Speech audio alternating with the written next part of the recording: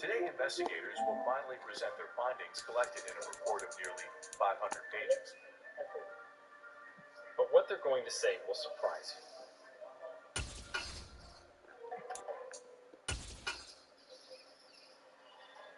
We are going to tell you the story of Flight MH307.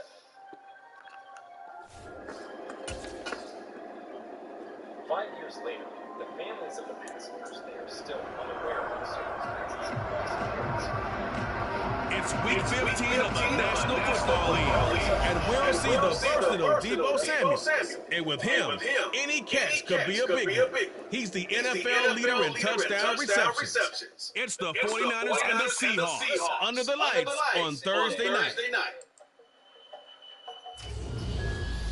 It is a sound like no other when they raise that 12th man flag here in Seattle. And we just heard it. And that means it's time for football at Lumen Field.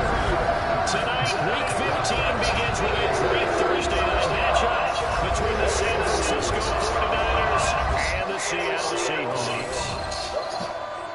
With Charles Davis, I'm Brandon Gordon. Charles, you look at this Seahawks team as they get ready here. They come in just in an absolute free fall, losers of 7 in a row. And this is where you turn to your best players and look at them and say, can you guide us out of this? We've got to be better than what we've shown. On the other side of the field for the visiting 49ers, they coming off their very first loss of the year, suffered a week ago. Yeah, it will not be a perfect season, but I'm interested to see how they bounce back now that they know that chasing the 1972 Dolphins is out the window.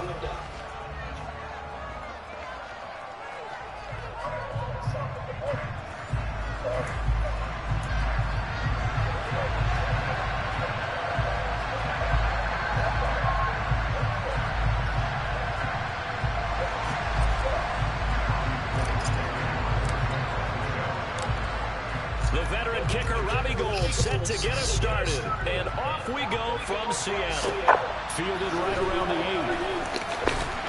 And he'll take it up past the 25 to the 26-yard line. As Seattle's offense comes onto the field, we'll see a 10-year veteran under center. Guy who broke into the league as a starter back in 2013, Geno Smith. And he's got to be feeling pretty good about his individual performance from last week's game. I mean, tipped over 4 touchdown passes, so he's in sync with his receivers, and they're very confident. Did have 1 interception. 1 pick. And they lost. Yeah, so no matter how many touchdowns he threw, if it comes in a loss, he's not going to be satisfied.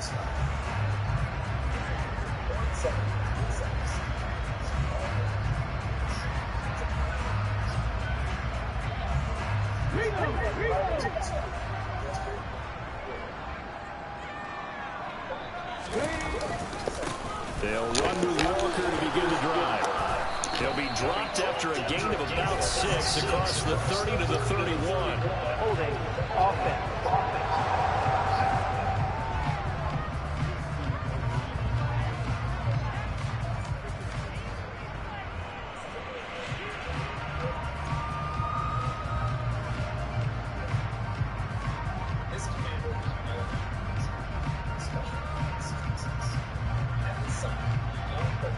That's on the big guard, Gabe Jackson.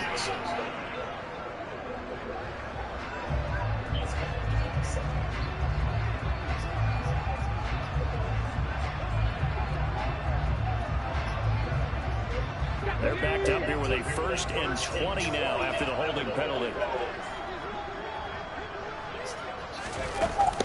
Up the middle they run. It's Walker. The numbers for Walker from last week's effort: 17 carries, 58 yards. Well, obviously he didn't have a great deal of time between games, having to turn around on a short week and get ready for Thursday night football. But he said in pregame he was feeling pretty good and felt more recovered from last week's contest than he would have expected. Didn't seem to think this short week was going to affect him much as he chases a big performance here in prime time. Sticking with Walker on 2nd down. And he is met quickly in the backfield. Down he goes, folded like a lawn chair. They'll wind up losing 3. And now it's 3rd down. This defense is a difficult one to prepare for, one of the best in the league. They'll come at you from all angles, and they did a nice job there stopping him for a loss.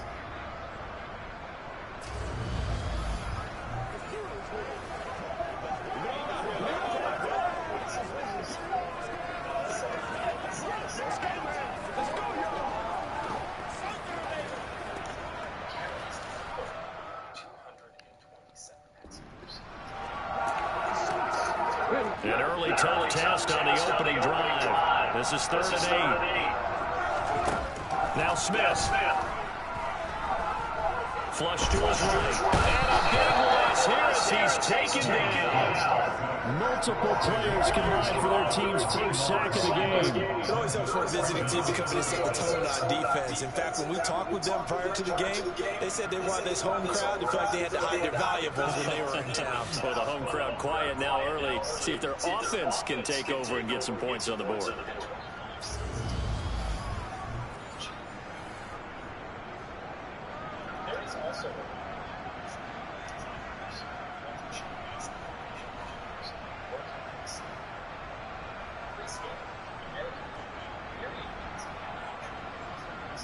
On 4th down, ready to punt, Michael Dixon.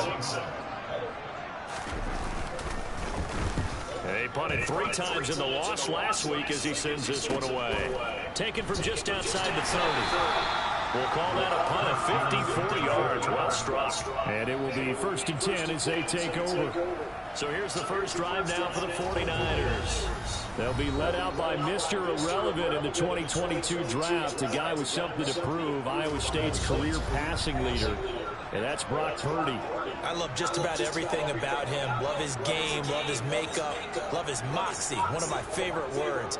This guy's a competitor. Gritty, tough, you name it, he's got it. But he did throw an interception in last week's game.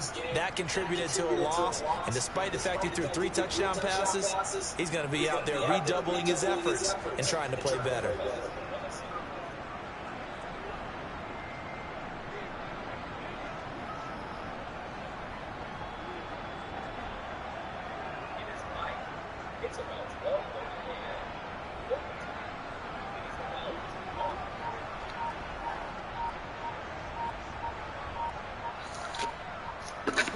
Line of scrimmage, the 31 now on 1st and 10. Now with just 1 second showing on the play clock, we're going to get a timeout. They'll have 2 remaining as we step aside here in this first quarter. On 1st down, Purdy. And nowhere to fit that football in. It's knocked away and incomplete. But Charles, as we've covered, they've already clinched their spot in the postseason, so now they just want to avoid adding any additional names to this list before the postseason begins. Terrific observation, because trying to move up a spot, I don't know if it's worth it if you're trying to play guys who aren't quite right. Get them healthy, get ready for the playoffs, make your move then.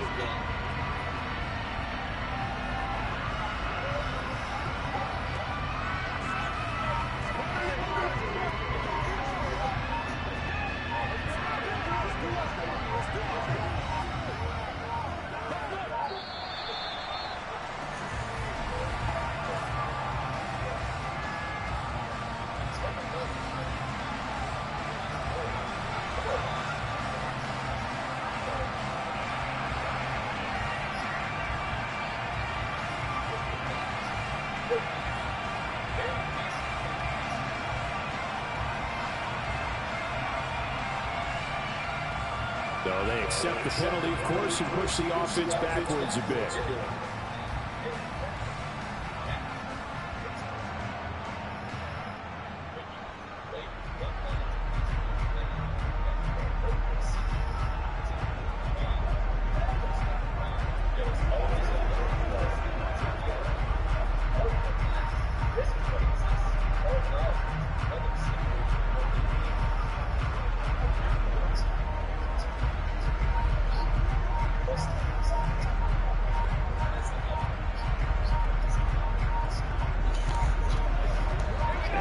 After the delay of game, they're operating behind the stick, 2nd and 15. Now a whistle, and I think a penalty here for a delay. No, they're going to say timeout. They did get the timeout in time. And that's their 2nd charge timeout here in this first quarter. They're down to 1 remaining. Only a couple there as he'll be brought down about the 28. It'll be a nickel look here for the Seahawks on 3rd down. Just not a whole lot of room to operate there on that carry. No, not at all. They did a really nice job staying in their proper places and not allowing any lanes to open up. That winds up being a 4-yard loss and leads to 4th down. Here's Mitch Wishnowsky now. Back deep for the Seahawks, Tyler Lockett. And just a single punt for him in the loss last week as he sends this one away. Fielded at the 43. That'll go as a punt of 32 yards. And it'll be Seahawk football, 1st and 10. Seattle's offense coming back onto the field, ready for their second drive. They are currently mired in a losing streak. Now they get the short week for the Thursday night game. Do you see that as a potential positive, or is this just more in what has been really a string of bad luck for them? Well, to me, it comes down to leadership, and leadership's got to spin it into a positive and make it an advantage for them. Yes, we're in a losing streak. Yes, no one thinks we can win, but we have the resources we need right here in this room. Let's go ahead and play better. Let's hang together and shock the world a little bit. Put it all together. They've got a chance of coming out with a W. Give him 5 on the carry there, and it'll be 2nd down. Well, Charles, you think about this defense. This week in preparation, you couldn't hide the fact from them that they're facing a team that's lost 7 in a row. You just wonder if they prepared the same way they normally do. Yeah, that's a great question, because normally that preparation goes into what you do well on defense. What is the best thing that you do going into a game? But in this case, you might want to take all the tendencies and throw them out the window. I would expect them to throw every trick in the book right out of the gate in order to try and get something established and get things moving. Sometimes you just sit back and marvel at what he can do defensively. Speed, strength, quickness, he's the whole package. And that package just wrapped up the runner for a loss.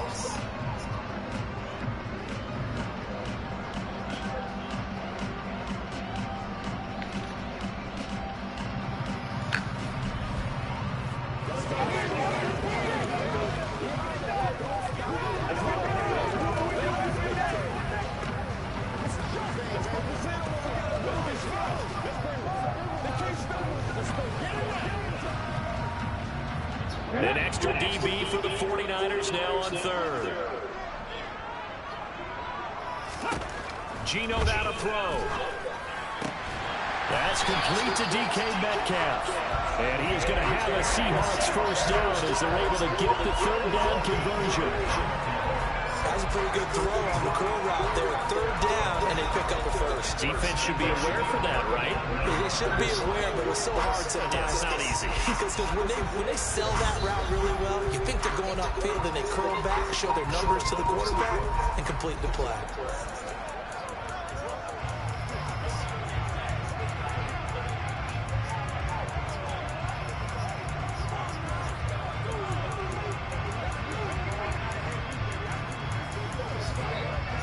Ball up to the 35 now as they come up on 1st and 10.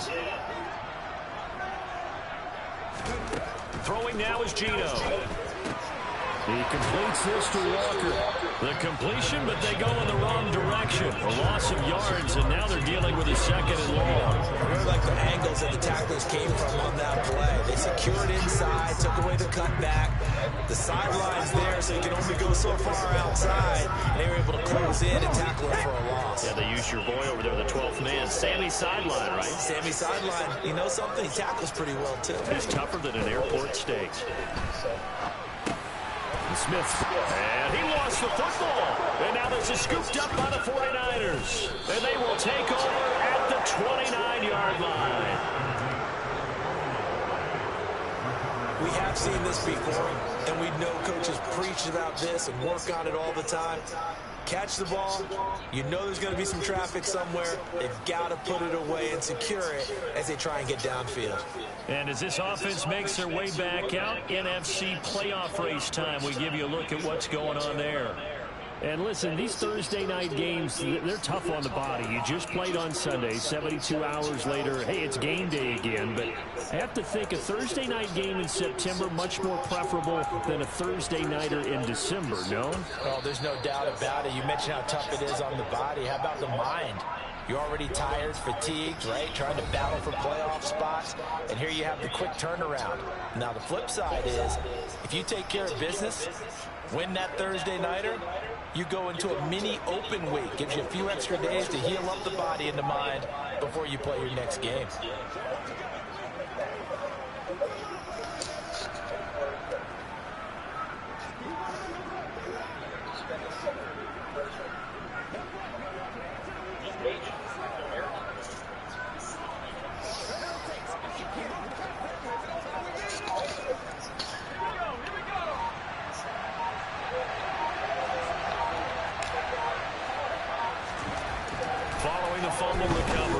Purdy. Man open, that's Deebo Samuel. And he'll be out of bounds, but able to get it up past the 45.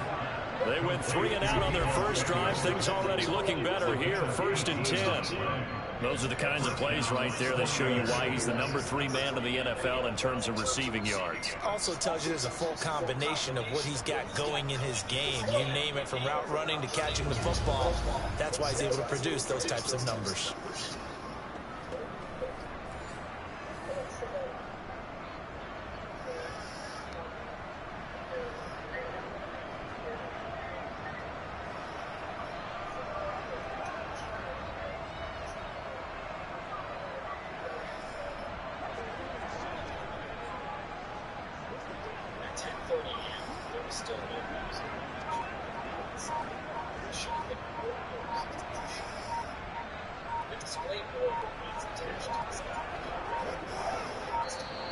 And they're out of timeouts, remember, so this is going to have to be a delay. Delay of game, offense. Well, the offense knew it. They were already starting to walk back as that one is accepted. Still 1st down.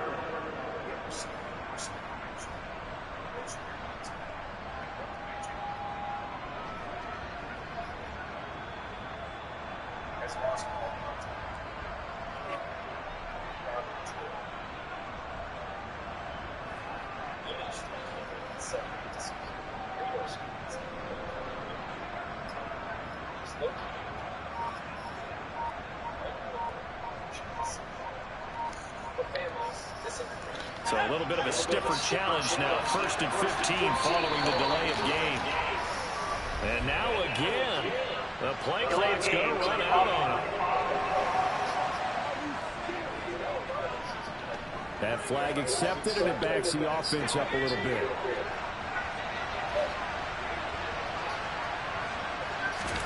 Purdy will set up to throw it here. That's complete. It's Brandon Ayuk. Call it no gain there on the first down play. The Niners in 12-1 now to start play. They were losers the last time out. Trying to get back in the win column, but obviously not an easy task here in a hostile environment. Yeah, always tough to win away from home. But sometimes what you do is you use these types of games as bonding experiences and carry that into the contest. We're scoreless after 1. The 49ers with the football here to begin the second quarter, as they've got it with a 3rd down and long coming up.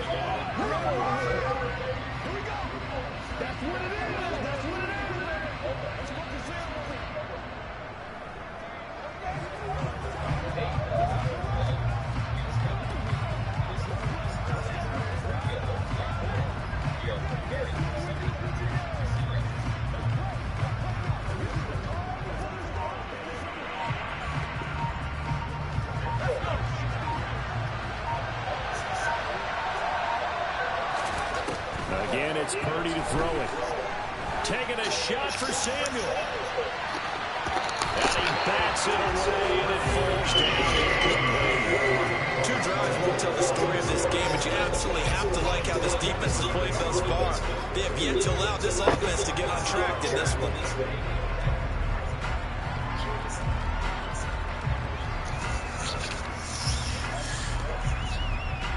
So on 4th down, here's the Australia native Mitch Wishnowsky to bunt this one away.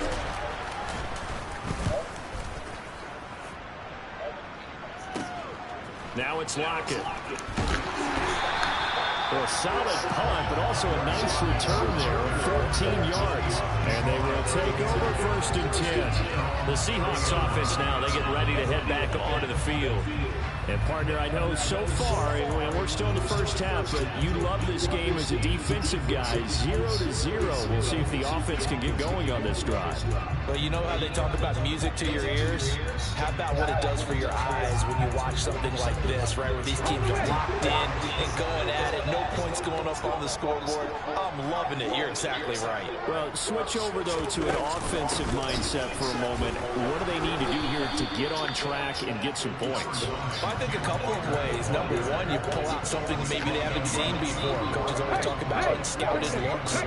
Maybe you give them something that they haven't seen on tape, and now you shock them that way. The second, run your basic playbook, but run it so well that you give your skill position guys a chance to make big plays individually. Yeah, he's able to get most of what he needed on the carry there. 7 yards on the gain, and it's 3rd and 2 now. Now a play fake, and it's Smith. Open man is Metcalf. He's got it. And he is going to have a Seahawks first down as they're able to get the 3rd down conversion. I don't care how many times we see it. I still get a kick out of watching quarterbacks and receivers do the pass tree in pregame warm-up. But I always remember that when we go to practices, we see that after practices as well. They really tune it up, don't they? They tune it up. They know why they do it for these situations. First down. And they build that trust, and that's why they're able to find him in this type of a situation.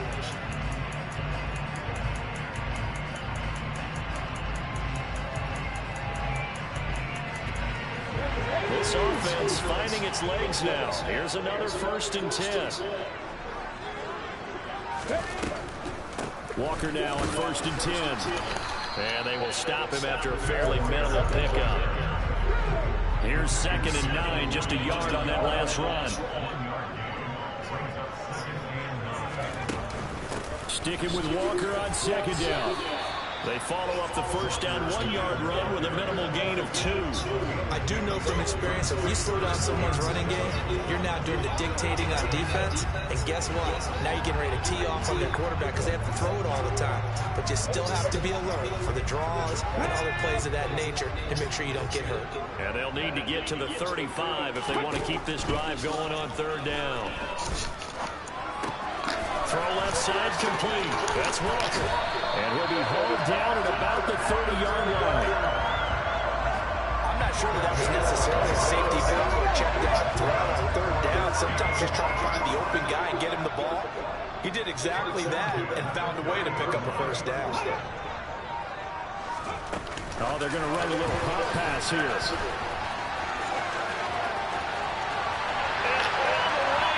Touchdown, Seattle. DK Metcalf with touchdown number 8 on the year. And the Seahawks post the first points of the ballgame as they take the lead here in this 2nd quarter. Extra point up and through by Myers. And that makes the score 7-0.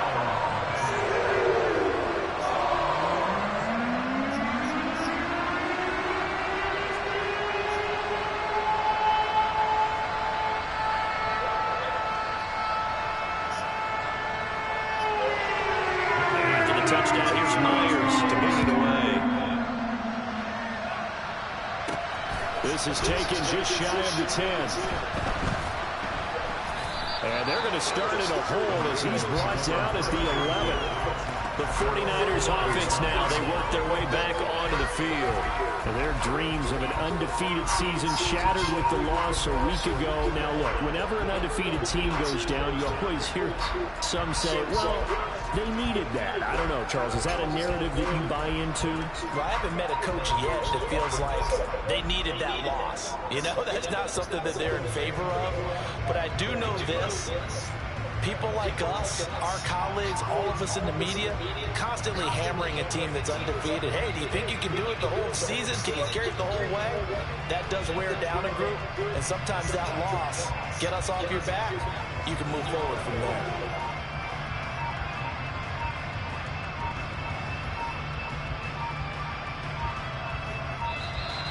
Now problems right out of the gate. We're going to get a delay. Delay of game, Austin. And they'll accept that penalty. Still 1st down.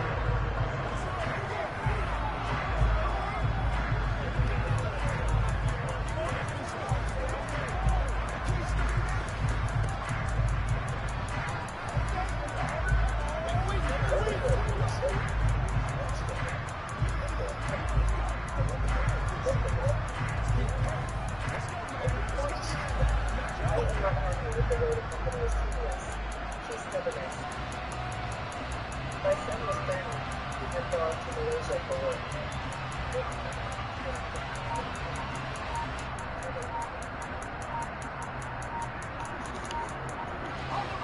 delay of game backs him up 5, 1st and 15. Delay of game, Austin. So that penalty will back him up half the distance to the goal line.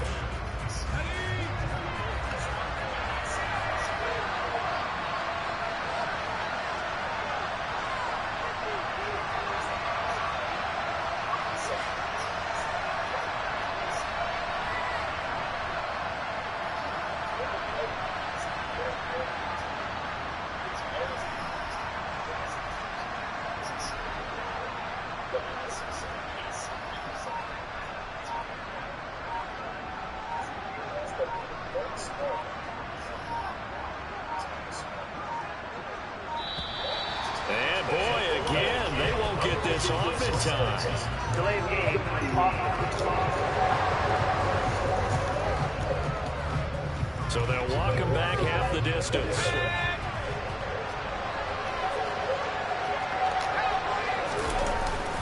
Up the gut, McCaffrey. And he'll get him a little bit of breathing room across the 5 to the 6-yard line.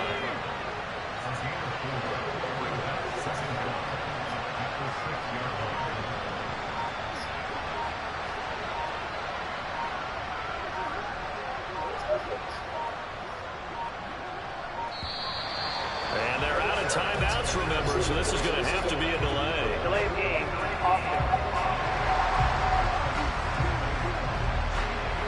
They're inching closer and closer here to the wrong goal line. When you're backed up like that, all you're trying to do is make sure you don't give up a big play, right? You don't miss an assignment that really gets you into more trouble.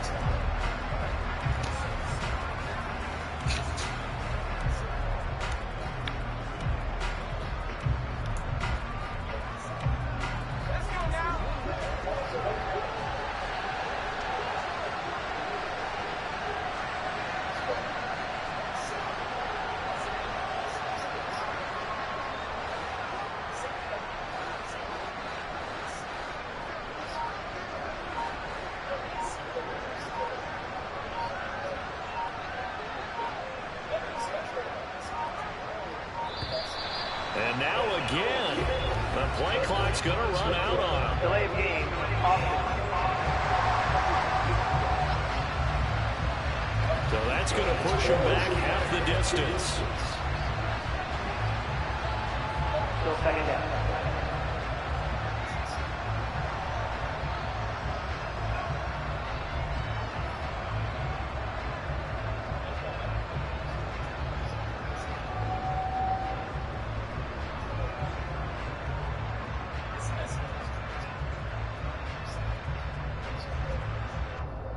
Because it gives the exact position of the speed, altitude, and trajectory.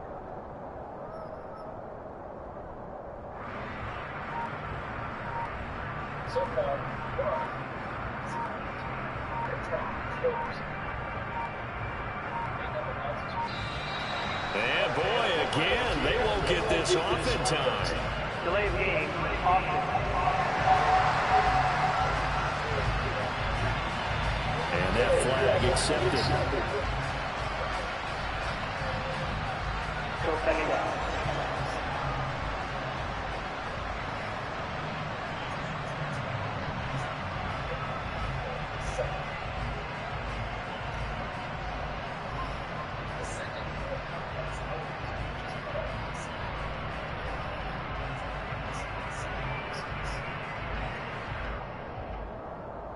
This ACA response sends the assignment.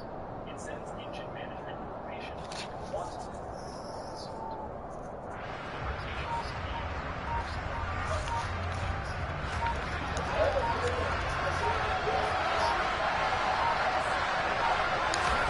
To throw from his end zone, Purdy. Toward the center of the field, but it's incomplete. I guarantee they approach this play with the idea of making up ground to make third down manageable. Unfortunately, with that incompletion, right back where they started on the last snap. Now they need a big third down play in order to pick up the yardage needed. Got to be careful here. Backed up this deep on third down. And a throw there going to be incomplete. Well, this first half has not gone according to plan so far, offensively or even defensively for that matter. They could use a big-time spark somewhere, but it's not going to come on this drive as they have to punt this one away. Returnable for Lockett. Nice little juke. 1:58 left to play till we hit halftime.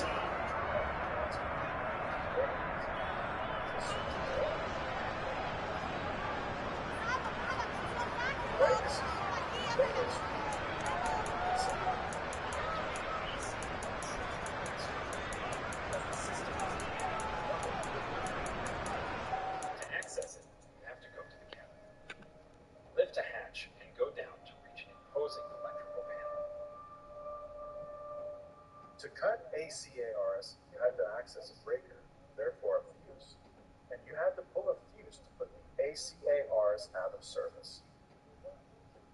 I don't know them, but one of these fuses cuts off the ENCORE.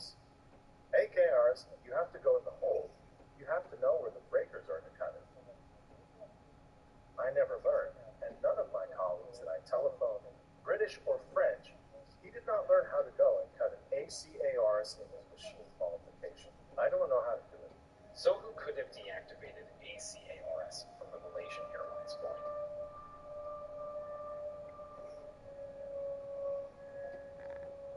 Either this pilot knew the place because he had learned about it, which is quite complicated. Well, if he's a terrorist, he knew the procedure. This fairly rare, exceptional procedure to find the location of ENCORE and especially to be able to unplug it.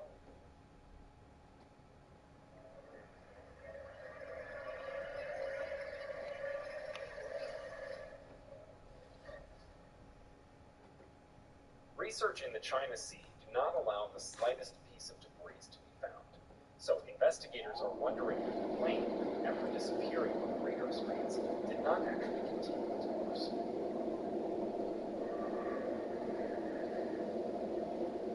Were there one or more pirates among the passengers? The list of travelers in the cabin is combed through. Precisely in this list, there are two names which are particularly intriguing for police officers. That of an Austrian Christian Kozel and that of an Italian Luigi Giraldi. In fact, incredible thing, we will find that the two men never got on board. The Thai police find Giraldi and Kozel smiling. Who tell them about their misadventures?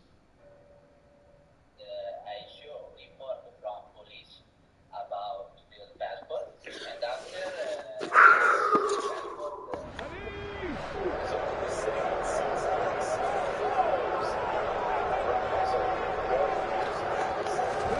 Now Gino on first down. Open man, that's Noah Fant, the tight end. And he'll be pulled down about the 30-yard line. I know I spent a lot of time talking about how tight ends in a lot of cases have pumped up wide receivers, but they're still big people. He used that frame right there to absorb a really big hit on him and held on to the ball. So 1st and 10 now from the 30. Now Gino. Going right back to Fant. And he's brought down inside the 20 at the 18-yard line. It certainly feels like there are more stars at the tight end position than there were even 10 years ago. And I think it's become more of a glamour position because of the ways it can hurt a defense, and guys want to be involved. They can be in line, close to the line of scrimmage. They can split out like receivers. But hands, route running, speed, and some toughness to go across the middle, you put it all together, you got a heck of a tight end candidate. To throw on 2nd and 10. Smith looking left sideline, incomplete. The defender certainly didn't forget about him leaking out of the backfield. There was a guy ready and waiting to pick him up in coverage, and that throw had no shot. Now they face a 3rd and 10 after back-to-back incompletions. To the air again, Smith. Looking end zone, but it's incomplete. Oh, that's going to hurt a bit because they needed to come through with a completion there. Now a drive that started with great field position is facing 4th down. Myers' kick is good, and that will extend their lead even further. So that one on target, and it adds to this first half lead. And maybe we're too early to worry too much about one-score lead, two-score lead, etc. But this is where you kind of start banking those points that come in helpful later on.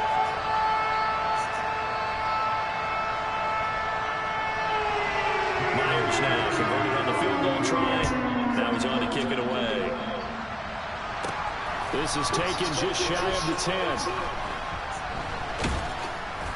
And they're going to start in a hole as he's brought down at the 11. Well, the Niners going back on offense now late in this first half. Well, not much time remains here in this first half. We'll see if they can get something out of this drive, at least a field goal. They could certainly use it down by 2 scores.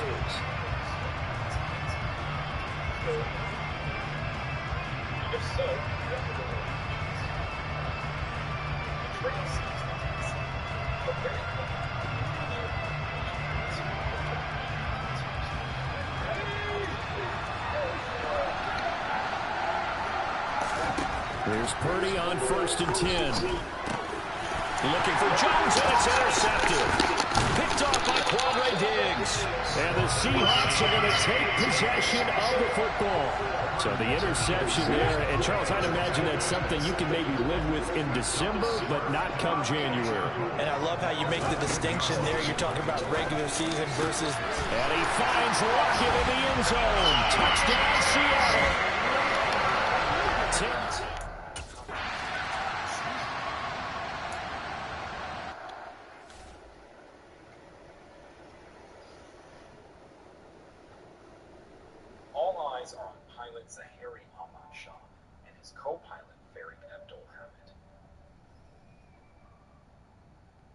Investigating the drivers is complicated.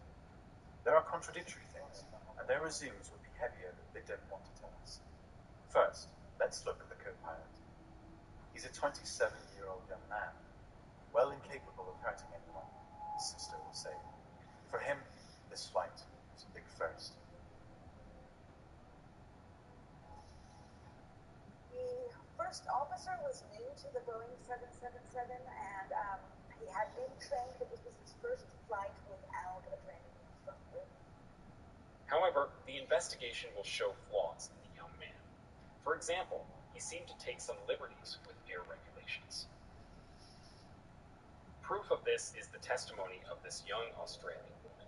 In 2011, on vacation with a friend, she was allegedly invited into the cockpit by Farik Abdulhamid.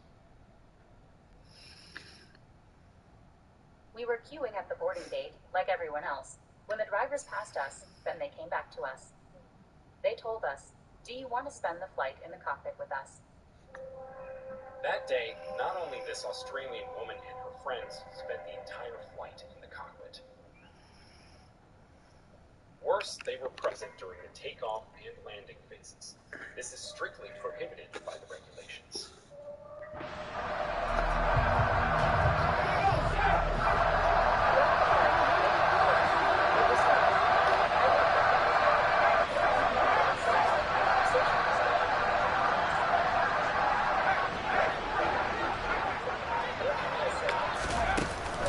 They'll indeed start on the ground to run that clock. And he'll just push his way forward for a few as the clock will run. They'll break the huddle, come up on 2nd and 8 at the 27-yard line. Shotgun now with Purdy. This will be caught at Samuel. And he has a big gain inside the 40 before being dropped. Pass interference. Defense.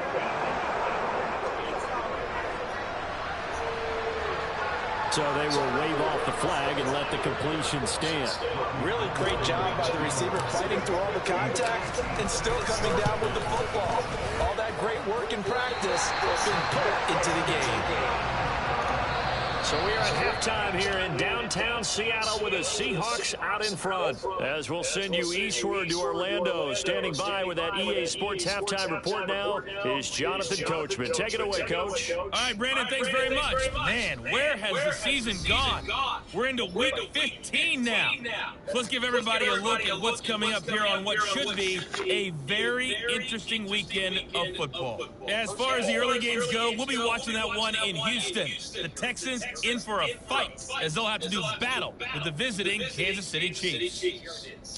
In the late afternoon games, the place to be might very well be Denver, Colorado, where it'll be the Broncos taking on the Arizona Cardinals. Then on Sunday night, this one will be very interesting. The Patriots head west to take on their former offensive coordinator, Josh McDaniels, and the Las Vegas Raiders. We continue on with a check of the next-gen stats in that first half for the Niners, and they will need to get this passing game in gear because they did not do much of anything in that first half, and it's why the scoreline is what it is. Meanwhile, for the Seahawks, we check out their numbers on the ground as they'll try to keep the momentum going into the second half. Both these teams going through their final adjustments before heading back out of the locker room. Time for us to go back out to Lumen Field, where we rejoin Brandon God. Local and international expertise have been recruited to examine the pilot flight simulator. Some data has been deleted from the simulator, and forensic work to retrieve this data is on the way. It's not the only oddity. Zahari Ahmad Shah was also trained on the simulator to land. All right, Coach, thank you very much. As we welcome you back for quarter number 3.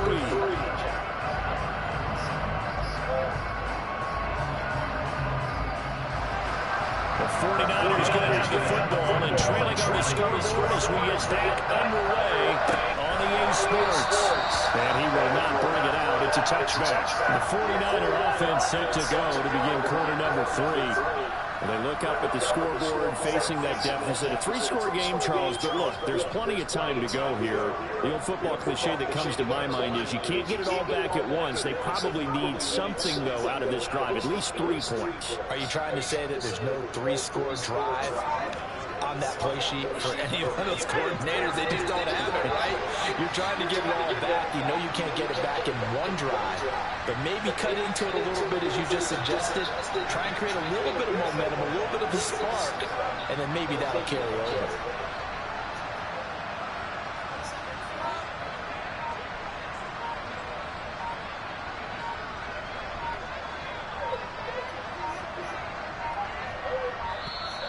Play clock down to 0, and this is not the way to start a drive.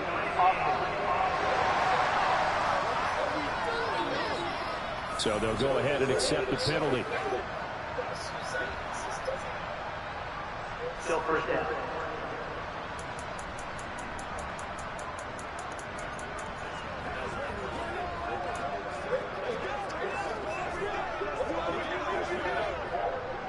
Now they need 15 yards on this series after the delay of game. 1st and 15.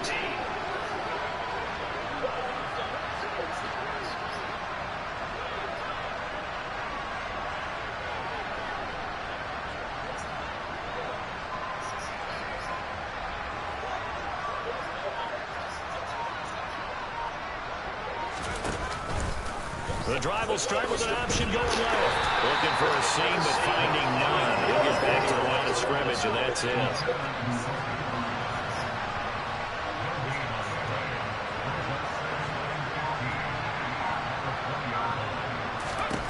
On 2nd and 15 now.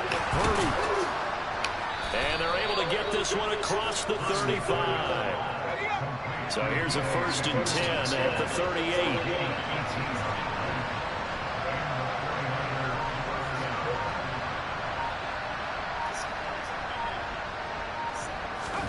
Purdy to throw it on 1st down.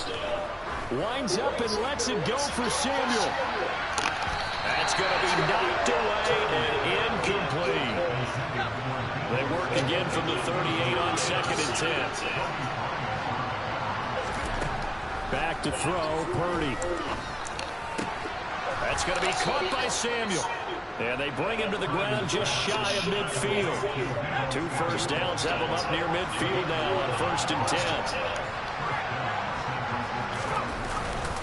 A give running left, it's McCaffrey. And the result here, a pickup of 8. Leaves him with 2 to go on 2nd down. Getting had a ton of success here so far, but you get the feeling that he might be on the verge of popping one. Yeah, even on that one, there was a little bit of a hole, but it closed there quickly at the end.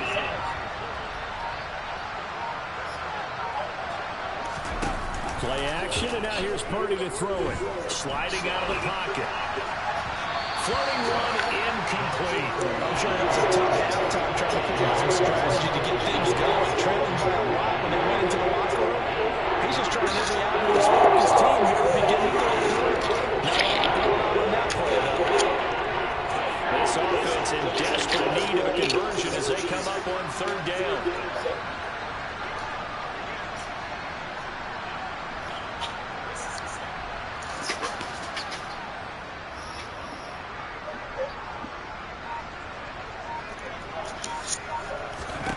Purdy now to throw. Throw left side. McCaffrey's got it. And they're going to get this down to about the 37. Still in search of their first touchdown of the game, but they're on the move. 1st and 10. On first down, it's Purdy. He's going to look deep for more. And he hauls it in the end zone. Touchdown, San Francisco.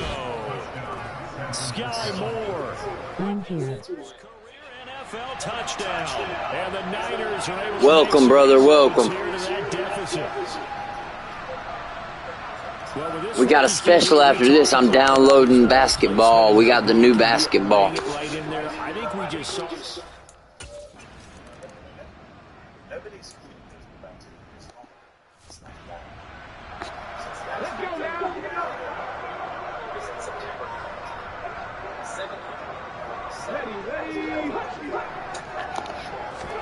A little jet sweep to start the drive. And this one goes nowhere. Losing yardage back at the 22.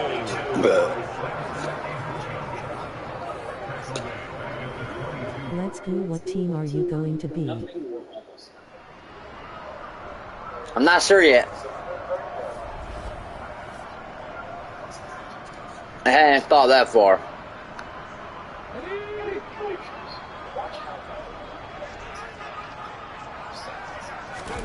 Now on 2nd and 13. Smith, his throw incomplete. Well, you most certainly don't want to go 3 and out here and get the football right back because your friend, Old Momentum, he's wondering if he should change sidelines about right now. And if you don't convert here, guess what? He's going to make the trek to the opposite side. And all of a sudden, you've got a battle on your hands. Now on 3rd and long, they'll look to throw. This is the tight end fan. And this effort will not get it done. He stopped well short of the first down at the 29. So the completion good for 6 yards. And that'll bring up 4th down. Brandon, a good idea there on 3rd down. Run a little clear out and hope you can get your receiver the ball coming across the formation. Nice design, but well played defensively. And they stopped him well short.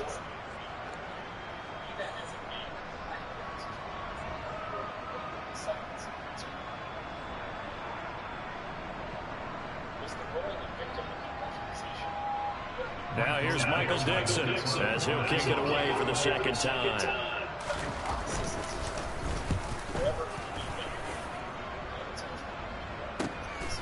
And this will be taken at the 13. That's going to go in the books as a 55-yard punt. Well done. What it does, it makes you practice every day, then when it downloads fully it lets you play. Yeah, I know. It's like 150 gigs too. It's huge. Just to keep pace, this drive probably needs to end in the end zone as well. Yeah, I think the best move for them is to not worry about how far they are down on the scoreboard, but to just remember the last drive and how it ended. Go ahead and try and repeat that. Then you can look at the scoreboard and see where this game is.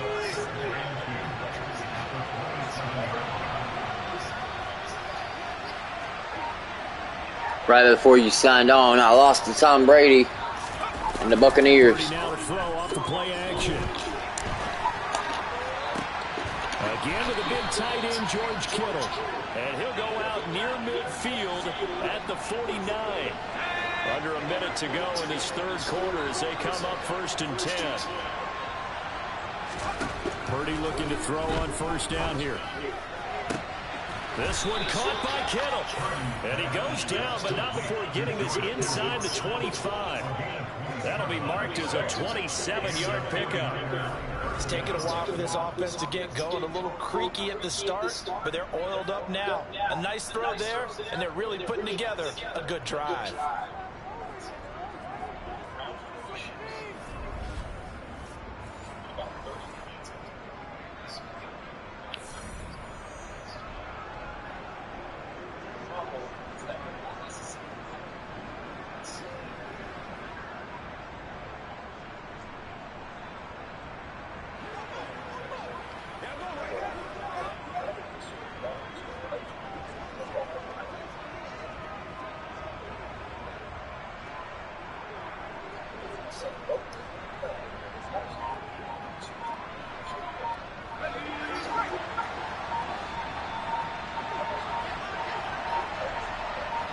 They just do get the playoff as he'll look to throw. They'll get this out wide here to McCaffrey. And they're going to get this down inside the 20. 1 quarter remains here in this Thursday night matchup. Back now in Seattle, Washington. It's 49er football, but some ground to cover. People are saying Aaron Rodgers might go to the Raiders because of Davante Adams.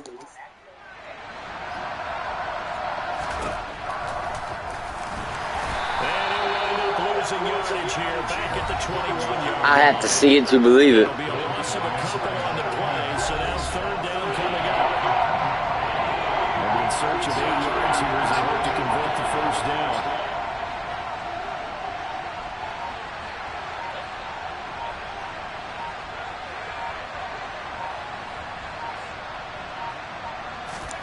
Purdy with it on 3rd and long.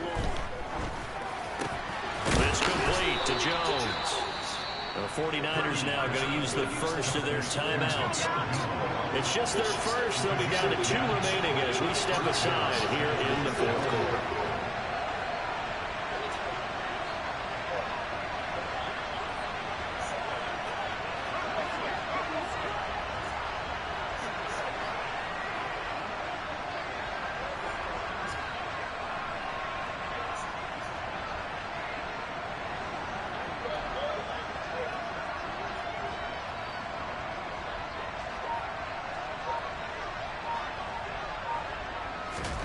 On 1st down, Purdy.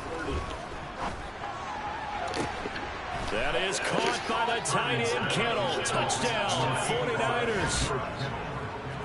A 12-yard touchdown grab. And the 49ers have Let's go. A one-score game again here in the 4th.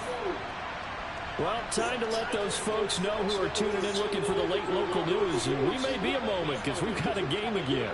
And partner, except for those on the West Coast where it'll be seen in its regular time, right? That's the way it works, doesn't it? But how about that? Big time drive right there. If they're going to have any chance, they needed a touchdown there. They went right down the field and worked their way into the end zone. And now remember, all touchdowns are reviewed, and in a tight game like this, they're going to take a good long look at it. They're taking a peek at whether or not those feet were... Are you tired, bro? Cause your eyes are like slowly closing. I'm a little bit tired. I'm not like horribly tired, but I haven't had a lot of caffeine, so that ain't helping me.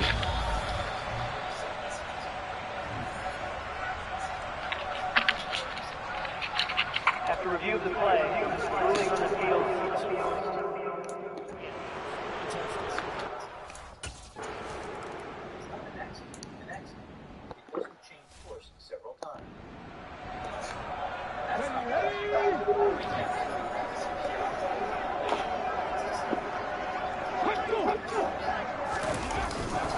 Here's Walker to start the drive. And this will be a gain of 5 as he gets into the 30. After the pickup of 5, here's 2nd and 5. Smith. He's got his big tight end, Fant. 6 yards to pick up, and that's a 1st down. Well, that should be a reminder defensively. I think it's a reminder to myself because you just can't stop the run. There's still enough time that this offense can move the football through the air, even on 1st and 2nd downs, and they obviously picked the right spot to throw the ball there.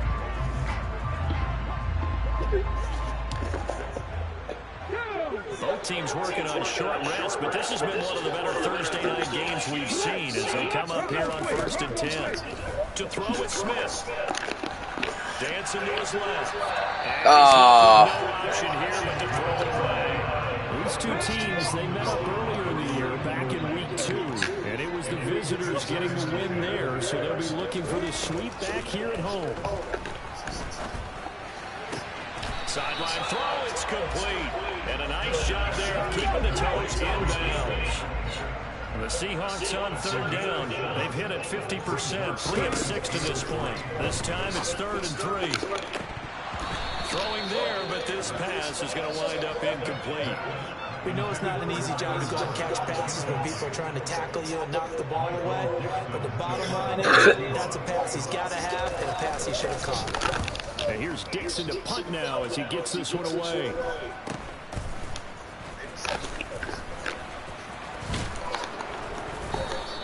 That'll go as a punt of 34 yards that time. Out on the field now, here come the 49ers. And you sense the tide turning. They scored, then their defense forced the punt, and now a chance to ultimately take the lead here late.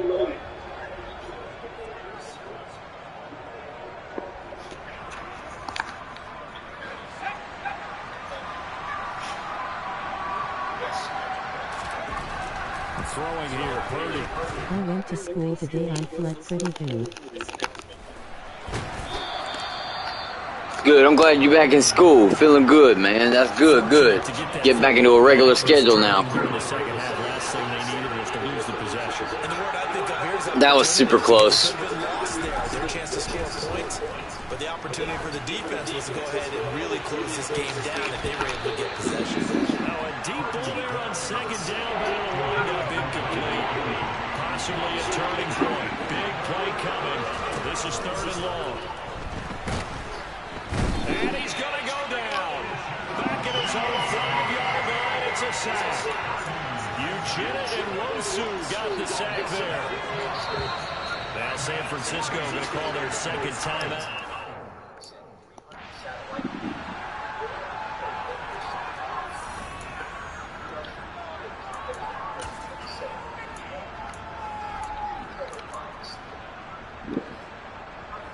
Here comes the 49ers punter now. As the drive goes backwards, so he's on to punt it away. And he'll try and hurry the kick, gets it away, but it's not. Oh my God. So that'll be marked down as a 19-yard punt. And the Seahawks have great field position to start this drive. They take over on the short side of the field. Not good. It wouldn't show me anything. I don't understand what happened. Bitch. Oh! Able to get it. From a defensive perspective, what's that moment like when you realize the ball is loose? It is a moment where all concentration goes right to the football. This is something you've talked about in all your preparation for the game. And you probably talked about this training camp. Knock the ball free, take it away from the other team, and now you have that chance. God damn it. There's a little bit of deflation when they end up recovering it. They knocked it free. Couldn't take it away. 3 points separating these two sides with 2 minutes left to go in the 4th. So it's Seahawk football as we march toward a conclusion. Hold the field goal. But it's looking good as they come up 1st and 10. Back to Walker on 1st down. And they'll get him down after a pickup of 8, 2nd and 2. So they come up on 2nd down, and they can get another run like we just saw. We'll likely put an end to this thing. On 2nd down, it's Walker.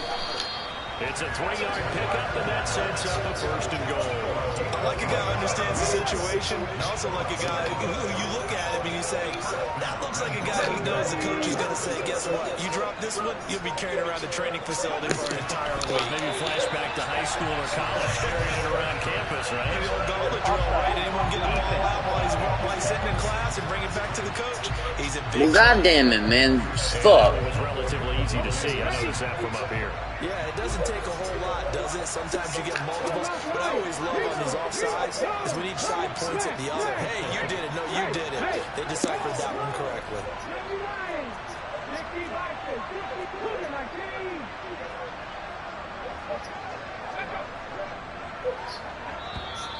And now the Niners going to signal for their third and final timeout as they'll stop it with 13 seconds left to play.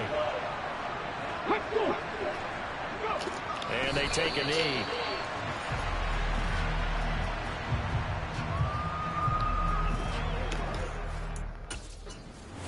So the victory here for Seattle. And it was a bit of a strange game. They were held scoreless through the entire second half, but their first half output, that's 2 years to unravel what had happened. The first pieces of debris from the aircraft were spotted just a few days after the crash. In the case of the Boeing 777 flying MH370, we will have to wait 16 long months before we find the first songs. These 3 pieces of debris, 3 elements of the plane's control, have been authenticated by the experts through a series of cross-checks. And a disturbing thing, they were discovered on beaches in the Indian Ocean, opposite the official search area. Retrodrift analyses have been carried out from where the plane is supposed to fall. What if the plane falls where the debris is going to go? It is clear that the debris is going to Africa. When doing retrodrift analysis, the northeast coast of Madagascar must be impacted.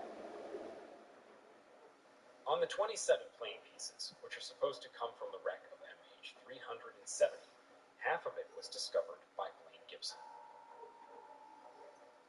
It's this man who looks like modern-day Indiana Jones. In December 2016, we met him on the beaches of Madagascar. Each piece of debris is a piece of the puzzle. It's the last hope of finding out how the plane disappeared and where. Blaine Gibson has a special profile. It's a wealthy American lawyer who, one day, a mission was discovered. Search for MH370 fragments on a voluntary basis. He comes to the island several times a year, and chance often makes things right. Incredible. We passed by here a few minutes ago, and there was nothing.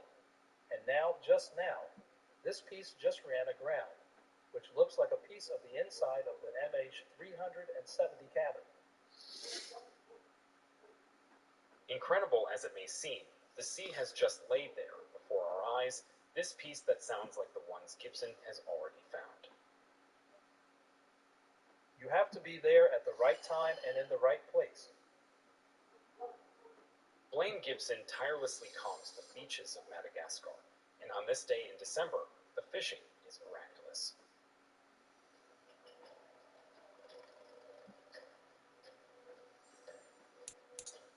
On that day, the families of Chinese victims had found what looks like a Boeing interior.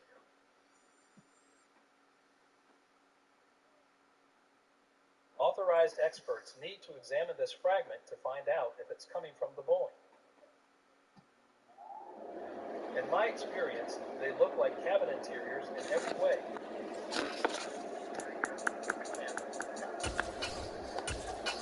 Across the ocean, the search for the wreck continues. Over the years, the exploration area has been expanded.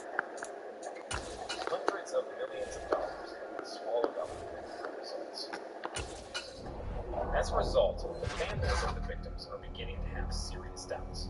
Calculations provided by the satellite company Incoreset. 这种行为是一种非常不负责任的行为，因为你没有直接证据，依据只是一个数学模型，而且这不是一个确定的数学模型，就去做这样的行为，而且说我们家人都不在了，这本身就是非常不负责任的行为。事实上，这个证明。There are very few people who believe in the possibility of the research area off the coast of Australia. In fact, based on the tally provided by the English satellite, it is possible to determine many other trajectories than the one retained by the investigators. All you have to do is vary the flight parameters to get to the search areas. According to these 4 French experts, the plane was hijacked by hijackers that he could have headed for Christmas Island. But due to lack of sufficient fuel, it would have crashed southeast of this island.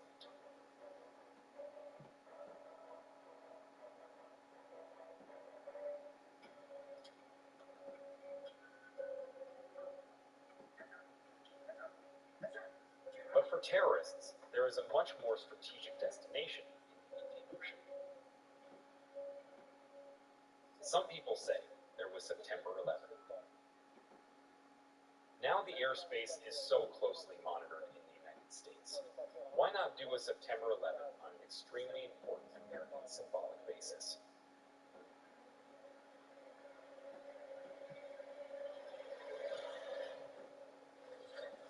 But on the internet, when you ask about Flight MH370, a name comes up consistently. Wake up, people! There's a cover-up! I'm telling you, Diego Garcia, there's a cover-up! This theory states that MH370 was hijacked and that he would have finished his race on an island. Diego Garcia, located in the Indian Ocean west of Malaysia, 2,000 kilometers from the Maldives. It's this sand and coral atoll, unknown to the general public, but not to the military. It is the most important air base in the world outside the United States military base. There are B-52s, there are B-2s, there's Diego Garcia. It's an aircraft carrier. It's defended like 10 aircraft carriers. The planes we're hearing about right now, who are going to Iraq, Syria, Afghanistan, all go from there. Today, Diego Garcia houses the most secret American military bases. This base specializes in espionage and satellites. And on the espionage of submarine cables, through which everything that is the internet passes. So obviously, if the Boeing had been hijacked to Diego Garcia Island, the American response would not have been long in coming. Given the surveillance of this island by the Americans, it is clear that they did not let them approach. They don't know the intentions of an unresponsive plane and who would head for Diego Garcia. At that point, they would have no choice but to shoot him down.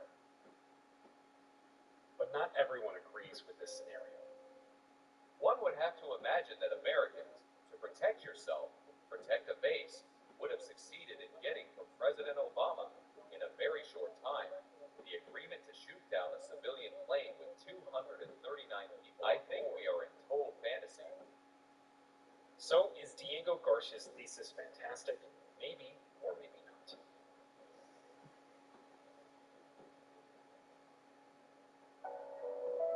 This is Mark Dugan. In the past, he ran an airline. He is now a novelist and wrote a lengthy investigation into Flight MH370 from Major Bridge. If we take a step back, and that we are rising up about this news, two things are occurring. The first is no debris, no witnesses, except what I can find. During its investigation, Mark Dugan went to the Maldives, a string of islands located 2,000 kilometers from Diego Garcia, and he interviewed witnesses. What they say.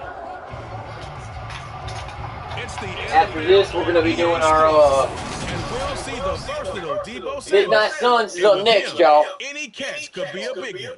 He's the NFL leader in touchdown receptions. It's the 49ers and the Commanders, and it comes your way next on Madden Football. EA Sports coverage of the NFL brings us to the so-called Silicon Valley at Levi Stadium in Santa Clara. Today, we've got a good NFC matchup on tap between the Washington Commanders and the San Francisco 49ers.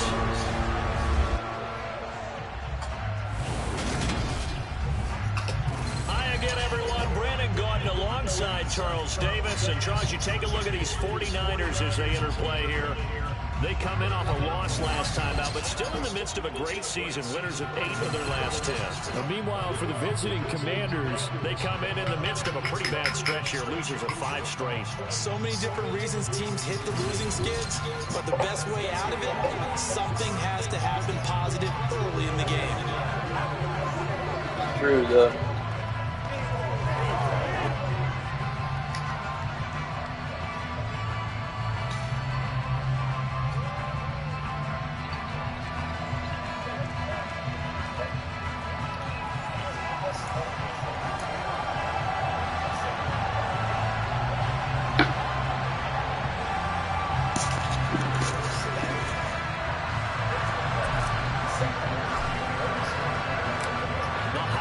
season is upon us. We've got the gift of the NFL as we're underway here. So after this game, we'll start episode 12 of Midnight Suns.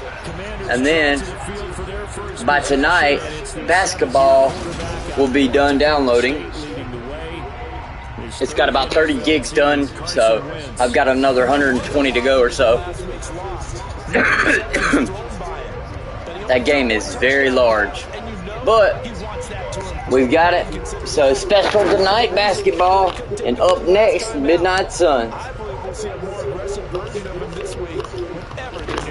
But right now, we got our franchise. The Niners have lost 2 in a row. So we're going to try our best to hopefully come back. And he can only manage to get a couple. 2nd and 8 coming up. Check in on the numbers last week for Robinson. 14 carries, 67 yards. They've lost a bunch of games in a row now. They've got to start thinking a little bit differently, maybe a little bit outside of the box. Find other ways to move the football. I don't know if you're going to do it through the air or maybe change up how you establish your run game. Give him 3 on the run there. Now they're looking at a 3rd and about 5. But Charles, as we've covered, they've already clinched their spot in the postseason, so now they just want to avoid adding any additional names to this list before the postseason begins. Terrific observation, because trying to move up a spot, I don't know if it's worth it if you're trying to play guys who aren't quite right. Get them healthy, get ready for the playoffs, make your move then. It'll go as a gain of 6 that time, and it moves the chains as well. Well, they kept it simple there, CD, only needing the short gain to move the chains, so they didn't want to go with a deep throw. They just go with that safer, shorter throw and able to convert. Nothing wrong with that at all, partner. Check the box, right? Make sure you pick up the first down. Offense is getting established. You're moving the ball. You're not turning it over. Not much. Just doing a live. Gonna do Midnight Suns after this game.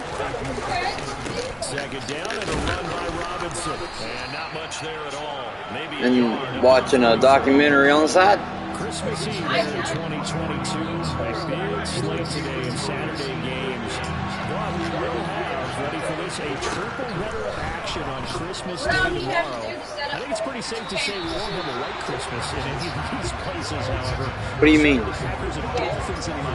I don't know. I got to get a DVR unit thing to hook up. I have to get a separated. I have to set up I have to set up some kind of network on the side, and I have to grab 2 cameras from.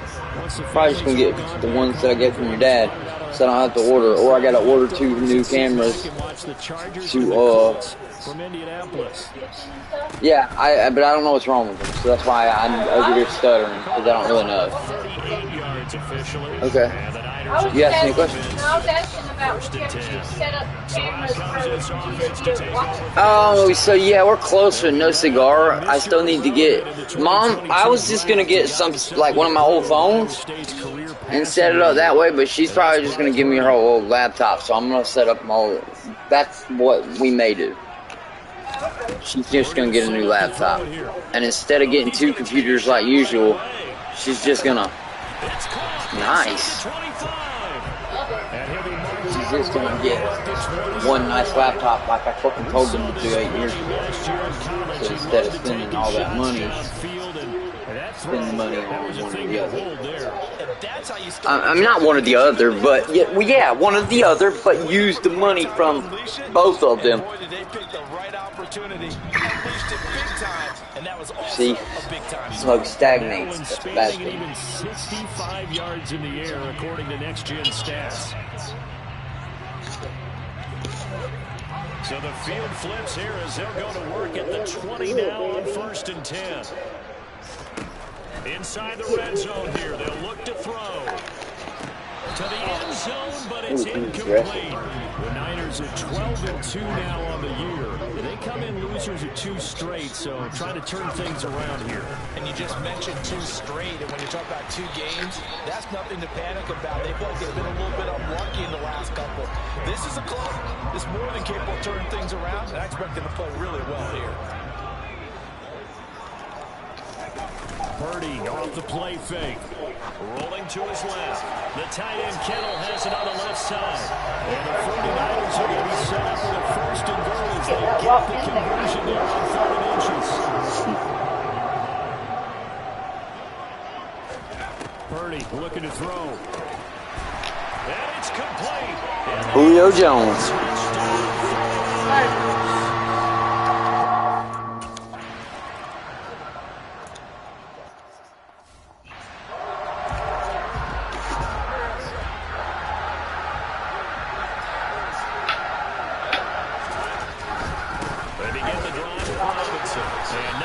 Materializing there on the first down run. He'll get a couple, and that's it.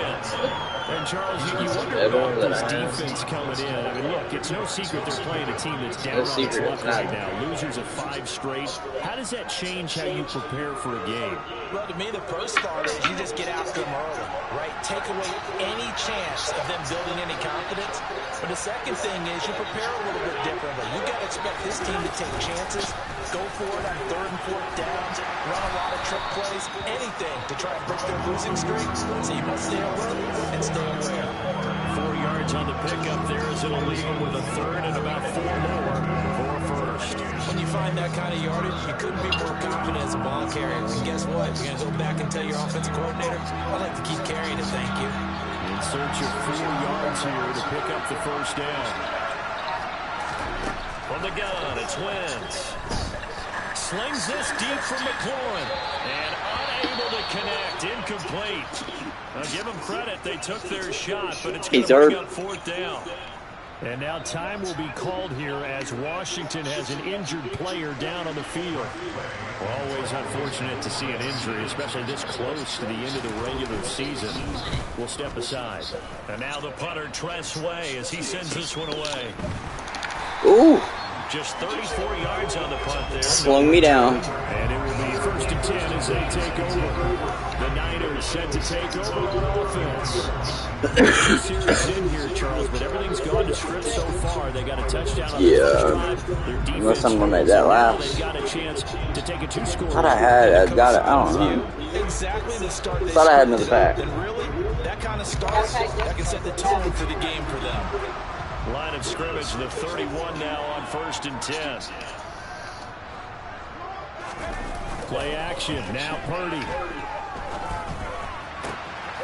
That's to McCaffrey, complete. There you go. And able to get this one across the 45 before it's brought down. There you go. First down San Francisco, 14 yards.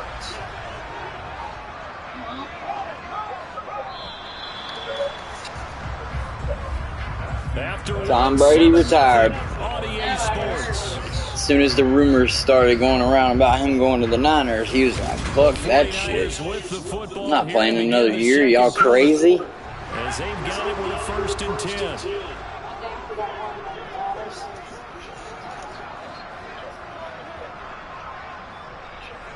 I would have loved to have him on the Niners, though. As a backup. That would have been awesome. Purdy would have got hurt. Brady would have came in. We'd have won. Here's Purdy on 1st and 10. He spins free. That's Samuel. Debo. And they'll get him down on the other side of midfield. Fuck no.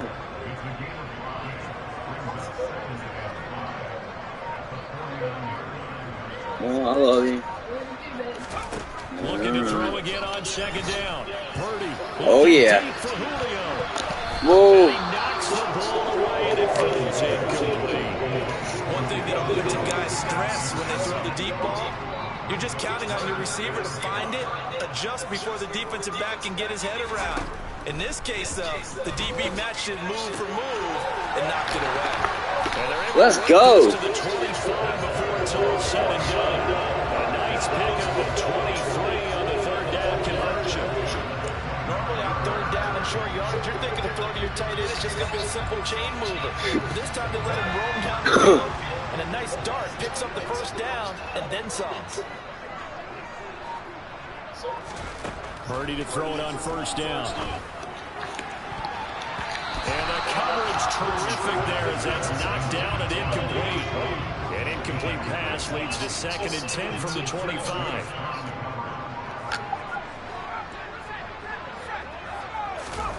Play action, and now here's Purdy to throw it. And it's knocked away and incomplete. This offense was on the move. Now 2 straight incompletions have them looking at 3rd and 10. Purdy sets up to throw again. That is caught by the tight end, Kittle. Okay, Dean, let's go. Let's go. 25 yards for the touchdown. And the 49ers Tight. go up.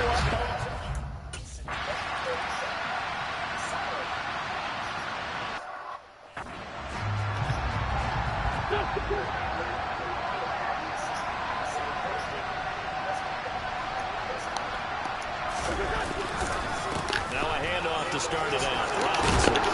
Oh! But he takes it up to the 40.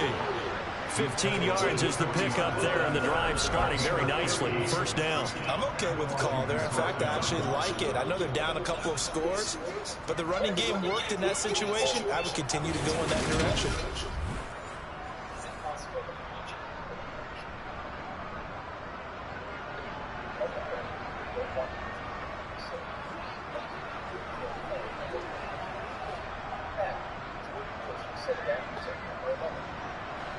So quickly all the way up at the 40-yard line. Throwing now is Wentz. That's complete. Terry McLaurin with it. And they're going to get this up to midfield. Well, these guys have definitely been outplayed in the first half. I like their countenance. I like the way that they're having panicked out there, the way they're carrying themselves. They were starting to move the ball, and what you have to do, maintain your poise and start to put together some drives. Here's a throw to his running back. It's complete. And he'll go down inside the 45 before going out of bounds. I'm playing NBA right now, bro, just to let you know. Good luck, brother, man. You working on your season again? Mine's downloading, bro. It's going to be made at the 49ers' 29-yard line. Good work after the catch. Gets him 15 and a first down.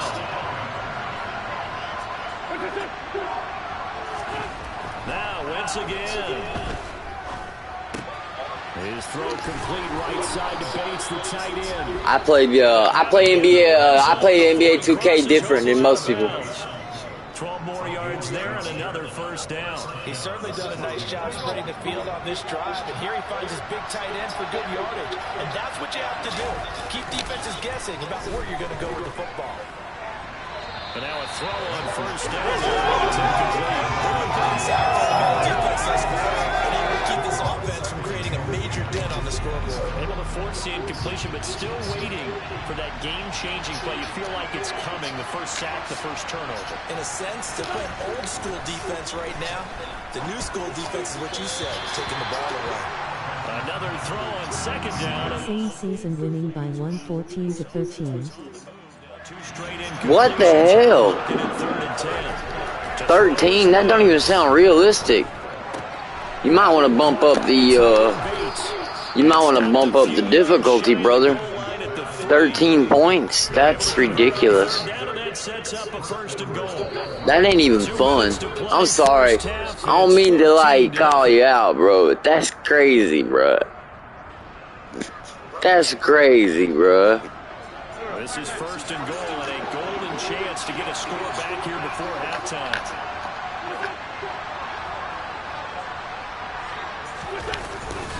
They'll run with Robinson. And he will take it in. Oh, what a little hoe. Brian Robinson Jr., his 8th.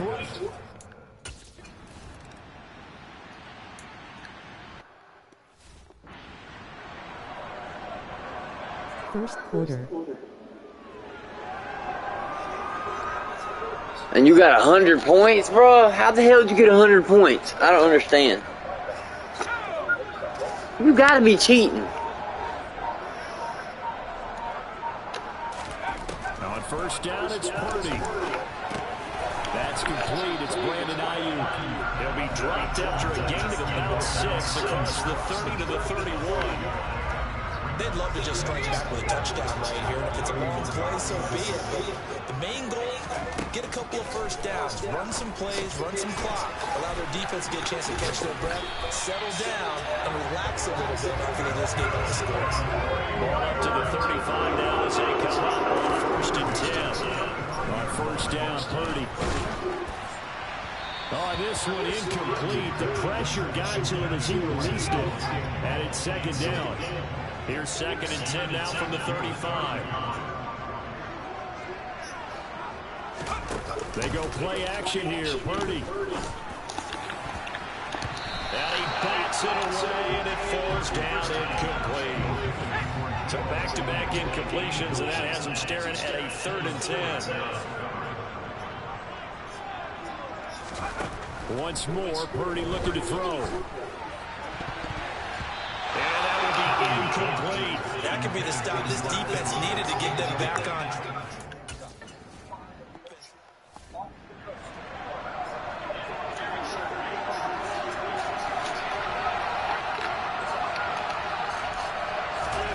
On first down, Wentz. He completes this one to Terry McLaurin. Oh my God. Beyond the 40 before he's taken down. And Washington now going to use the first of their 3 timeouts as the clock will stop with 37 seconds to play in this first half. And down he goes. They bring down Wentz on the sack. Now another timeout called for by the offense. So that means they're down to 1 remaining here as we head toward halftime. Oh, what? It's incomplete. That's a nice job there because you've got to play the ball, not the man when in coverage. That'll keep you away from a lot of needless penalties. He's able to knock that one away. On 3rd down, Robinson. And some room to roam now. And finally, they get him to the ground, but it's all the way down at the Niners' 26. 69 yards rushing for him now as his fine rookie season continues. Now a timeout signaled for, and they'll get him with 10 seconds to go before halftime. The kick by Crosby is good, and they'll cut the lead back down to 4 now at 14-10. So they're able to end that drive with 3 points in this one-possession ball game. And ideally, you want to end every drive with points. Most quarterbacks would tell you, let's end it with a kick, right? A PAT, that's number 1. Field goal you'll take. Punt, you really don't want to do that. In this case, they'll take the field goal and get prepared for the rest of the game.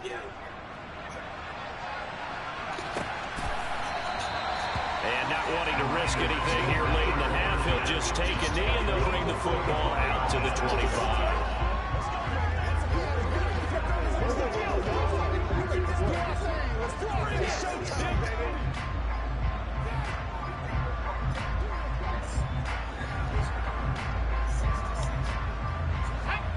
The 49er offense set to get this drive underway. And only 6 seconds on the clock, so time likely for just 1 play.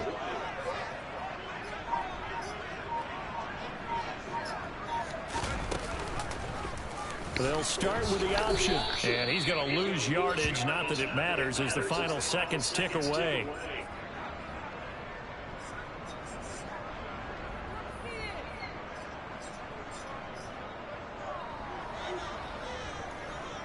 So we've reached halftime here. Let's throw in a broadcaster cliche, shall we? Both teams looking for a gift on Christmas Eve. As we send you cross-country to Orlando, Jonathan Coachman is there and has our EA Sports Halftime Report. Okay, Brandon, thanks very much. Welcome in, everyone, to our EA Sports Halftime Report. Let's get you caught up on what's going on around the NFL. Some great games coming up on Sunday, highlighted by a 1 o'clock matchup in Miami. A good test for the Dolphins as they'll take on the always tough Green Bay Packers. Excellent games in the late afternoon window as well. One being out in Los Angeles, where it'll be the Rams taking on the Denver Broncos. And then finally, time to unwind on Monday night. It'll be the Chargers and Colts from Indianapolis at 8:15 Eastern Time. sharp. On now to look at the next-gen stats in that first half for Washington. And they weren't able to get a whole lot done throwing the football. That'll likely be a big key if they want to turn things around in the second half. Meanwhile, for the Niners, they too didn't throw the ball as well as they would have liked. And I think both teams would say there's room for improvement in the second half. Both these teams, no doubt, making their final halftime adjustments as we speak. And for the call of the second half, we get it back out to Brandon Godden and Charles Davis. We saw a layer of rocks that are vertical, and on top of them, the rocks are again horizontal. This means that in this period of time, some big geological phenomenon happened that tilted them to that position. When seen from above, Okay, Coach, adjustments likely going to play a big role in this third quarter in what's been a tight contest so far. It's the 49ers out in front, and they will get the football first as well as we are back and started in the second half. And no fireworks to start the half. This will be a touchback. Here comes the 49ers offensive unit as they'll have it first to begin this third quarter. And Charles, they've got the lead. Put your coaching hat on here now. What's the game plan for the second half? I think getting the running game going a little bit more, because I thought the first half, it didn't get it moving the way that they would like. They had success throwing it, but I think these first couple of drives, they'll want to get those running backs going and give them more opportunities, and I will guarantee you that those guys were lobbying for them in the locker room at halftime.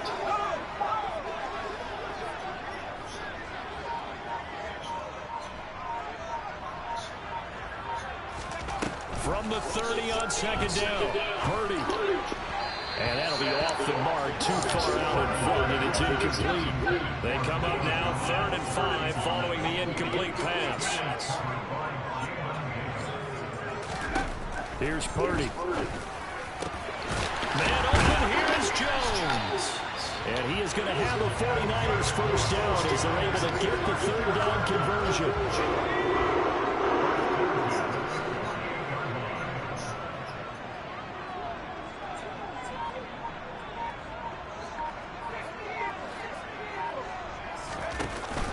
McCaffrey running up the middle. They find some open field here. And he goes down, but not before getting his inside. Let's go. 45 yards rushing for him now on just his first 3 carries. At halftime, you had to feel like the defense had to be in a good position. They had to feel good about themselves. They've had this guy boxed in all game long, but after that run, that might be the breakthrough that he's looking for. Now they may have some difficulty dealing with him the rest of today.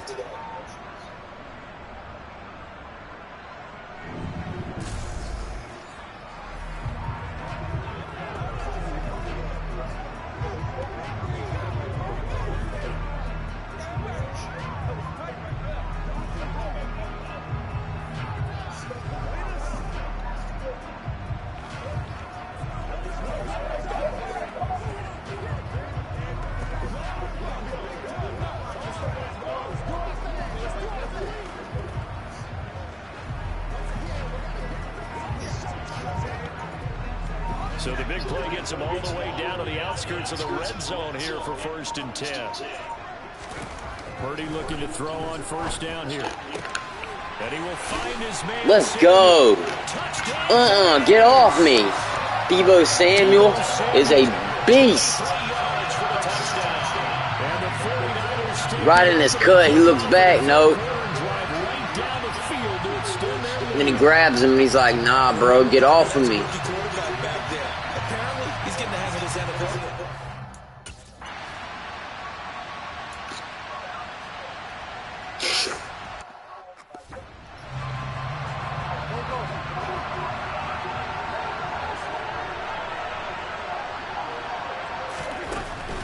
They start on the ground with Robinson here. And he will lose yardage here back at the 23-yard line. 2 yards the loss, 2nd and 12.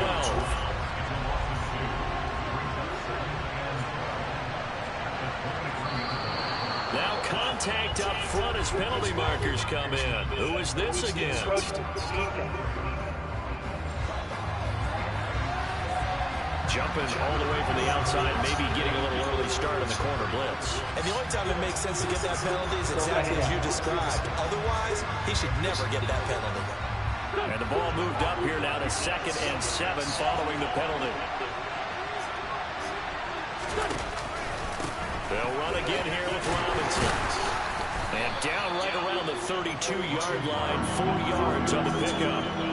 Oftentimes we play an offense for their variety, being able to hit people with the run in the pass. But in this case, how about what we're seeing from the safeties? They are all over the field. Doesn't matter if they throw it or if they're trying to run it. I don't think we've ever awarded an MVU, most valuable unit, but you're right, it might go to them in this game. I like that, MVU. Well done. Got his target, Samuel. And he's going to have a Commander's first down as they convert on 3rd and 3 with a nice gain of 7 yards. But give the defensive guys a little bit of credit. They didn't let the deep ball beat them on that play, did they? No, the drag, that guy can be your safety valve. We saw it right there. Yeah, and they picked up a first down for them, too. Throwing on first down, but this one winds up to be incomplete. You tell they wanted to get that ball downfield. They had nothing working in the secondary, so he dropped it off to the running back. That one ended up incomplete.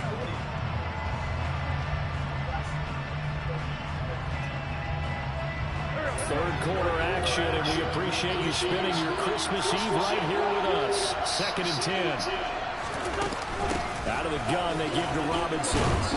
And able to get this one all the way up to about the 46-yard line. They get 7 out of that, so they're left with a 3rd and 3. So where'd all that running room that he had in the first half go? Because it looks like it's drying up a little bit here. Someone made some adjustments, it appears, at least on this drive. This offense in desperate need of a conversion as they come up on 3rd down.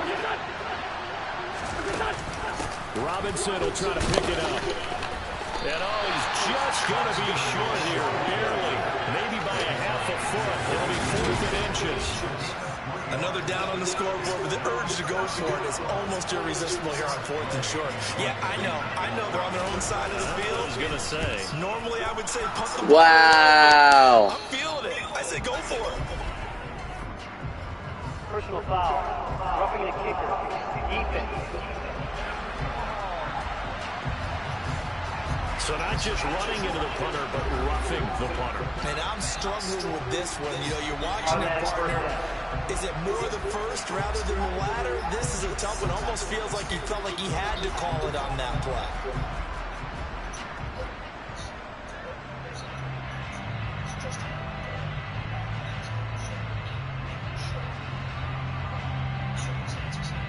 So a big break. The roughing the kicker called on 4th down leads to 1st and 10. Throwing his Wentz. To the right side and complete to Thomas. And he'll be marked down at about the 26-yard line. Many different ways to create space, but on that play, he did it with that big, wide body of his. Didn't get a whole lot of yardage on the play, but it did what it was supposed to. Pick up a first down.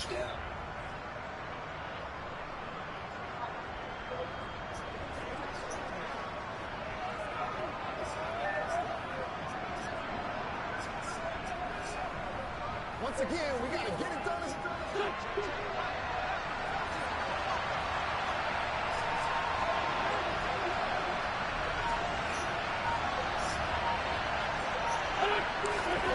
Wentz now on first down. And this will be well too low for him to bring in. It's incomplete. 2nd and 10 here as we roll along in quarter number 3 from Santa Clara.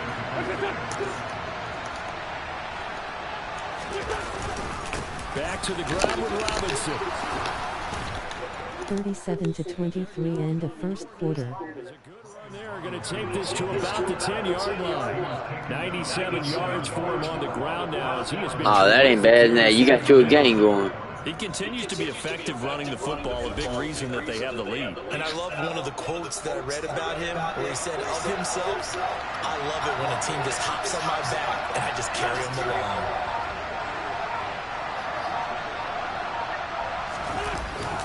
Back to Robinson now on first down. And the stop will come inside the 5 at the 4.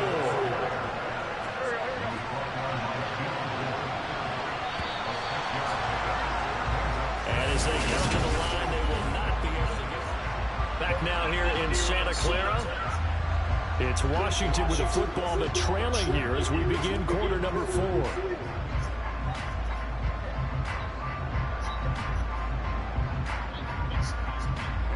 Line of scrimmage, again the 4-yard line, 2nd and goal. Now Wentz, looking for McLaurin, and he's got him. Touchdown, Washington. 4 yards on the touchdown grab. And the Commanders have made it a one-score game again here in the 4th. There was no going through the progressions on that touchdown pass. Yeah, nor was it necessary. His receiver won that route early, presented himself. No reason to wait. Go ahead and put it on him and score a touchdown.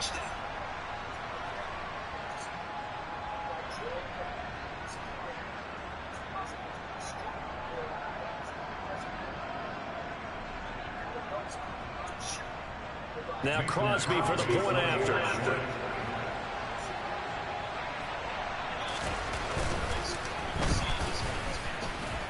It's up and good, and the lead's now down to 3 at 20-17. So that one a long 11-play drive. And it's finished off by a Terry McLaurin touchdown.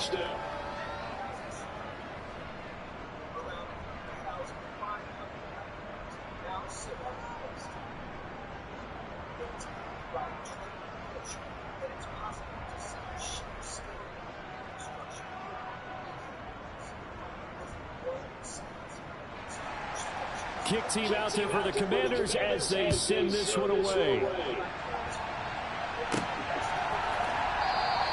And they'll put up the stop sign there as his guys will get it at the 25. And San Francisco gets set to go here.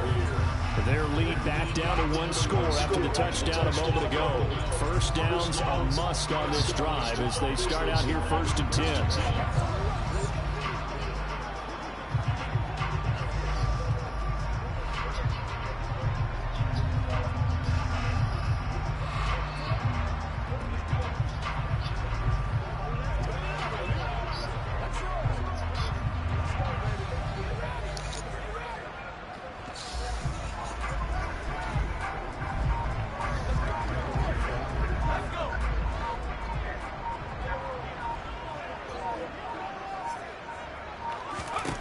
There's Purdy on 1st and 10.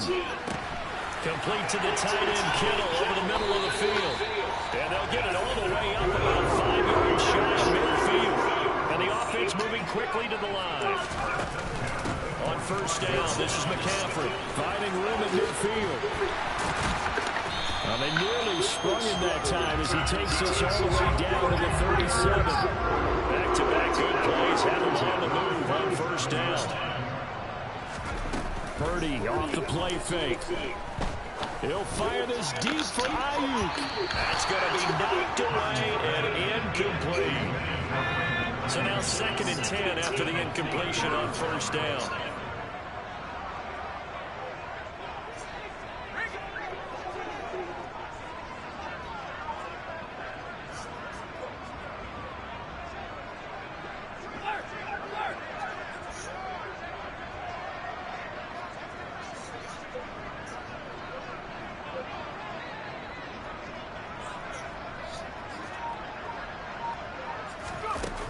From the shotgun to McCaffrey. And this time not quite to the 30. He'll be down at the 31-yard line. And this offense on 3rd down today, they've been near perfect. 4 for 5 to this point. This is 3rd and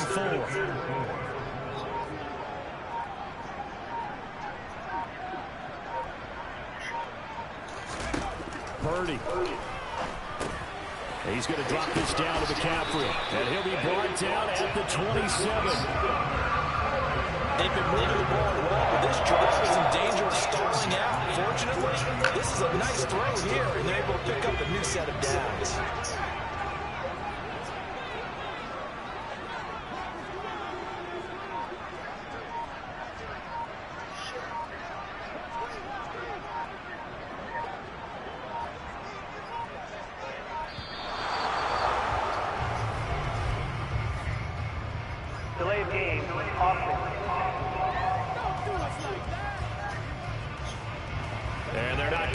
this one off in time. It'll be a delay.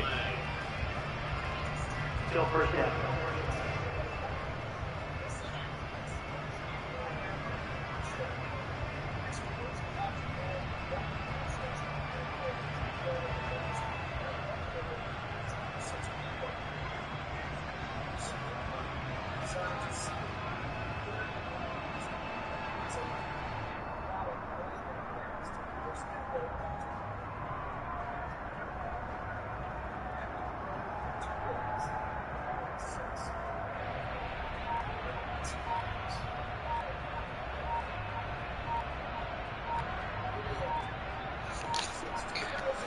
So a little bit of a stiffer challenge now. 1st and 15 following the delay of game. Now with just 1 second showing on the play clock, we're going to get a timeout. It's just their first. They'll be down to 2 remaining as we step aside here in the 4th quarter. Now here's a little touch pass as they tap it quickly to their receiver. And he is going to lose yardage here. This defense not fooled one bit on that touch pass. And this has become one of those kind of in vogue plays, you know, kind of like the shuffle pass was a few years ago. This one never got off the ground, but you understand why a lot of teams are running it. These wide receivers, a lot of them, they run like running backs with the ball in their hands.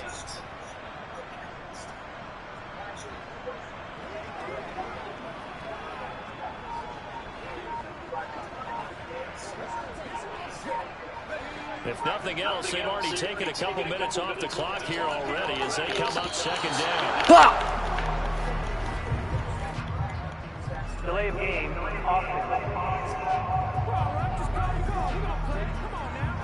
Well, you got to think, Charles, that was on the quarterback as everybody was up at the line of scrimmage. He just didn't call for the snap in time. Yeah, I think he needs a little bit better awareness out there because you got to know when the clock's in single digits and either snap it or get a timeout called if you have one. Purdy now to throw. Taking a shot for Samuel. And he knocks the ball away, and it falls incomplete.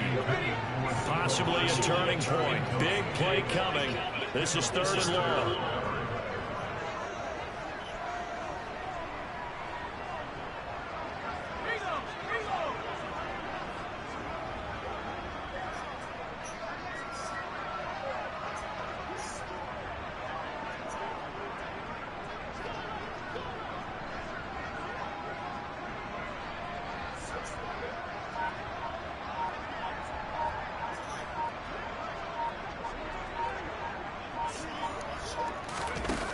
Purdy now to throw off the play action.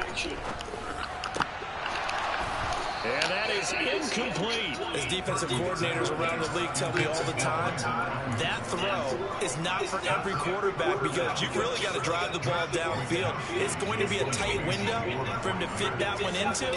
In this case, unsuccessfully. Wisnowski on to punt as he sends this one away.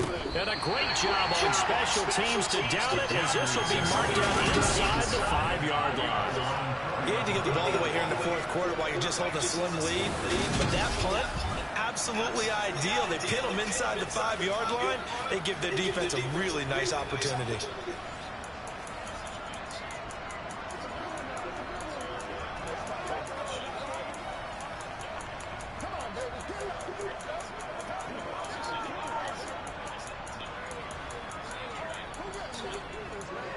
They show run with 3 tight ends here on 1st down. On 1st and 10, it's Robinson. And that won't buy him much room. Just a 1-yard gain to the 5.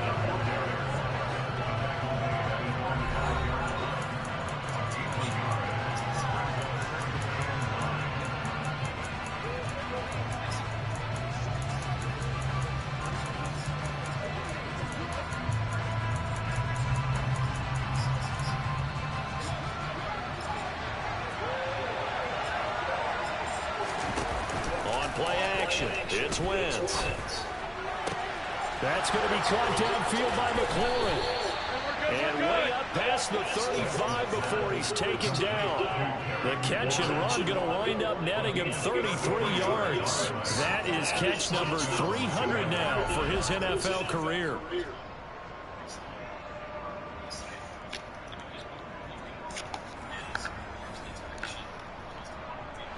So that play much needed there as they're all the way up near the 40 for a 1st and 10. Here's Wentz to throw. Toward the left sideline, but it's incomplete. Had the right idea there, trying to throw it to the sideline, but he let him just a little bit too much, trying to get it out to his receiver. Ends up falling to the ground, incomplete.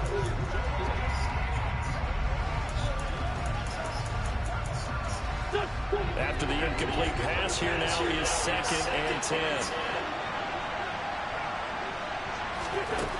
Wentz. Quick throw, knocked away, and incomplete. Possibly a turning point. Big play coming. This is 3rd and long. Now Wentz.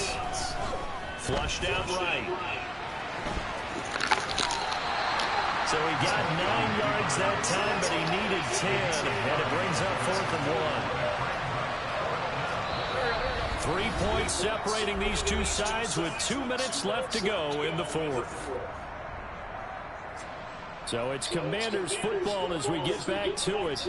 And they've got a 4th down now in a game that, to be honest, has been pretty much everything we could have asked for. Now San Francisco going to call their 2nd timeout. That'll leave them with just 1 remaining in this 4th quarter of play.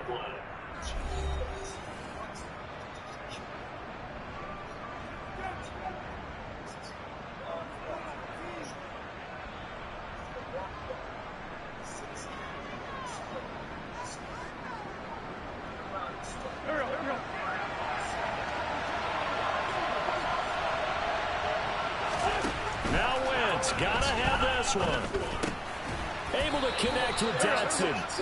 And this is going to wind up working out just fine as he'll have a Washington 1st down. And an exhale there as they convert on 4th. Out to his left. And he slides and covers up at the end as he's going to be able to pick up decent yardage. Wentz to throw. Open man is Samuel, complete. And they're going to get this down near the 35-yard line. And now the Niners going to signal for their 3rd and final timeout. And as the two teams talk it over on their respective sidelines, we take a break. Ball up to the 35 now as they come up on 1st and 10. To throw is Wentz. Being chased down left. And he can't get a throw away. He's taken down. Clock rolling here. About to hit 30 seconds. Wentz's throw taken in by Samuel. And he gets this down inside the 35 before going out of bounds. A field goal from this spot would be 51 yards. They'll try to move it closer on 3rd down. Robinson up the middle. And he's going to get this to the 31, but that is still well short of what he needed. Give him 3 yards there as that'll take us to 4th down. I'm a little surprised right here. They got 3 timeouts left. The clock's running down, and they aren't using them. Those timeouts do you no good at home. Use them now. And Washington now going to use the first of their 3 timeouts as they'll stop it with 11 seconds remaining in the ball game. And in his 15th season, he's able to get this one to go. And they will tie this game here in the final seconds. So a money kick there in the final seconds. And now, barring any hijinks on the kickoff here, partner, I think you and I, we're going to settle in for a little overtime. And I wouldn't have it any other way. This has been a dogfight all through regulation. No reason to think it won't continue in the extra period.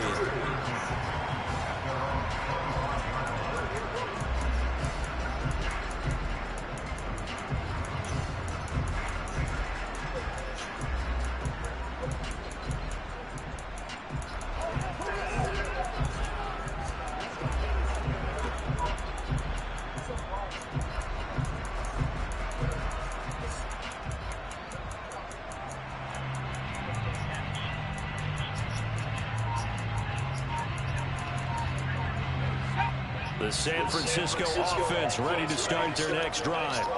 Tie game, and barring something incredible here, we're likely headed to overtime. What I would do is either hand it off inside or more likely to take the knee and let the clock run out. Because if I'm back there trying to throw and a sack happens, the ball comes free, I can lose the game here. If I get to overtime, I can still win it.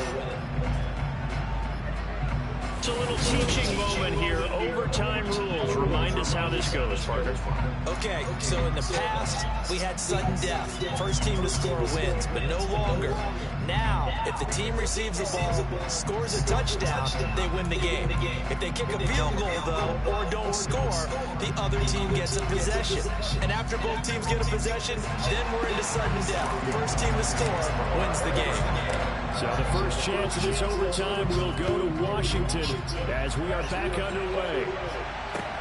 Fields this way up at the 17. And a decent return out to the 27-yard line. Out comes Washington's offense as they get set to take over here. And everyone knows the OT rules, Charles, but it's a pretty simple formula. They go down and get a field goal, we continue play, but if they can find the end zone on this possession, ball game over.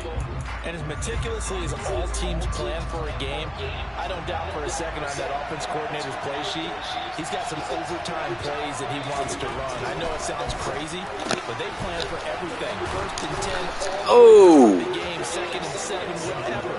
Right now, he's looking at that play sheet saying, if we get to overtime, what can we break out that they haven't seen?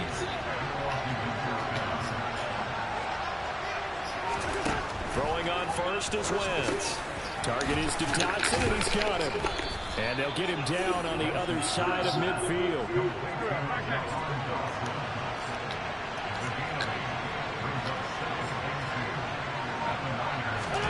Now Wentz on the bootleg. That's out wide here for Robinson. And he's out of bounds as he gets this down to the 45.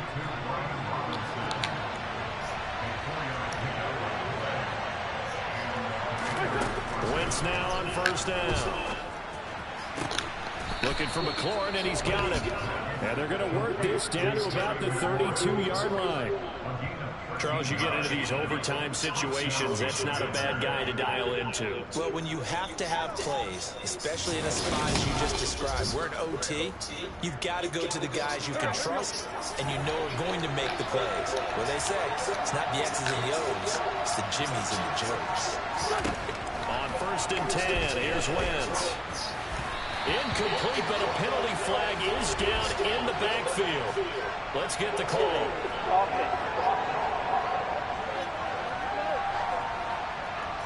That hold coming from the left side of the line. Hands got caught in the cookie jar on that one, and the flag came out. Penalty against them. Throwing now is Wentz. Complete, it's Dotson. And they're going to get this down near the 35-yard line.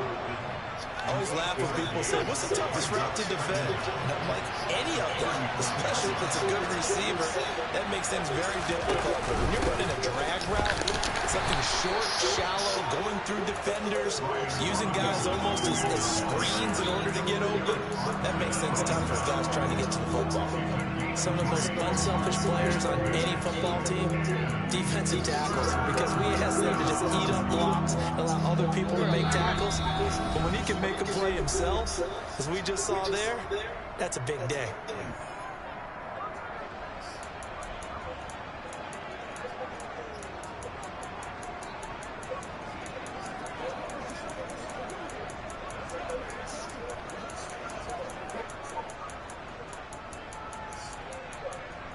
In need of a 3rd and 10 conversion to keep this opening drive of OT alive. To throw, it's Wentz. And down he goes. There's Bosa. They sack him back right around the 41-yard line. Nick Bosa, he's the one to get him, and that is sack number 7 for him on the year. I remember when I was a kid, all I wanted was a nickel so I could get that soda down at the fountain. And guess what? The nickel came into play well. 5 defensive backs, they covered well, allowed for the sacks. Sodas were a nickel when you were a kid? No, I just needed the extra nickel. That's how you pay the proper price. Okay, how much were they? $9? What were they? 15 cents.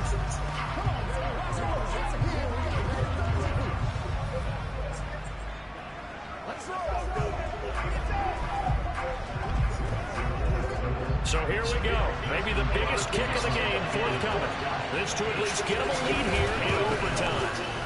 And And I tell you what, he got it from 58. That had lots of leg behind it, and with it, they have taken the lead. That's bullshit. That was a big risk here in overtime. You send him out to fire away from long distance, but he knocks it through to give him the lead. Edgy, don't you think? Because if he misses there, ball goes to the spot of the kick, correct? Yep. And guess what? That only leaves about, 20 yards or so for them to go downfield and be positioned themselves. So you have confidence in it, and you have confidence in your defense to go ahead and let him kick that one.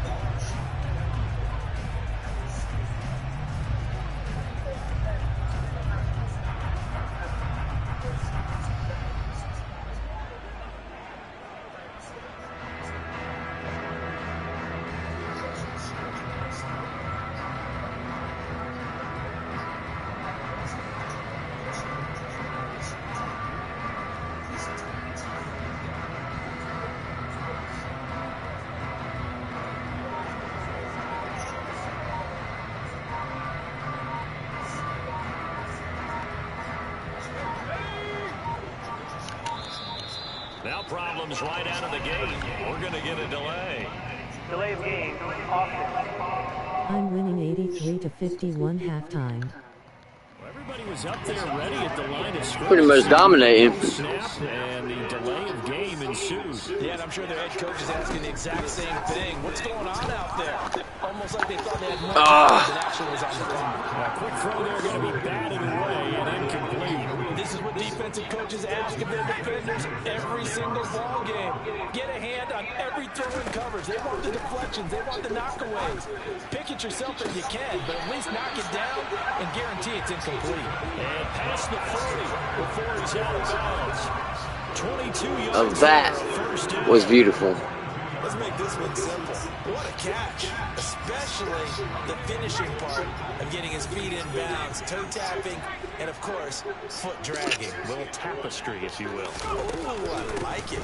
Shotgun handoff now to McCaffrey, and he will be brought down at about the 43 that time.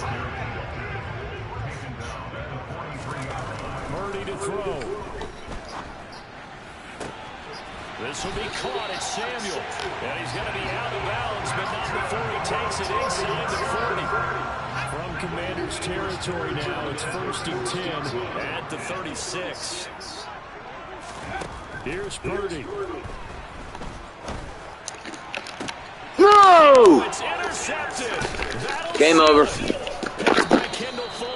Damn, bro. They're going to win this football game here in overtime. And for the visitors, it is going to be a happy... I'm not fucking stopping on a loss, bro, so you might as well cancel that goddamn shit. Playing one more goddamn game. I'm fucking damn but won a single fucking game today. I'm not fucking doing this. It's fucking so stupid, bro. I'm so mad right now. So fucking stupid, bro. Should have never lost that goddamn game, bro. That was dumb.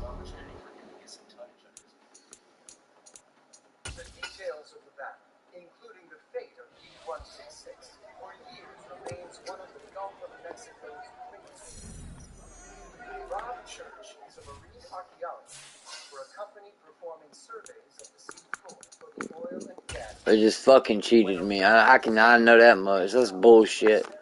Stupid fucking game, man. Typical fucking Madden shit. I just want to break my controller right now. I'm so pissed the fuck off.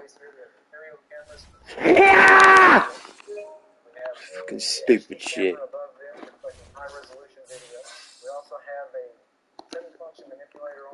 Allows us to be able to pick up things on the sync point, like samples, also fit out experiments, etc. Then we have scanning zone. This allows us to take targets on the sync board we expect, or you can also use it to navigate around systems. While conducting an oil pipeline survey using an ROV similar to this, Rob Church comes across a wreck. Approach from the stern. You can see the railing, you can see the Motherfucker, clear, motherfucker, fuck!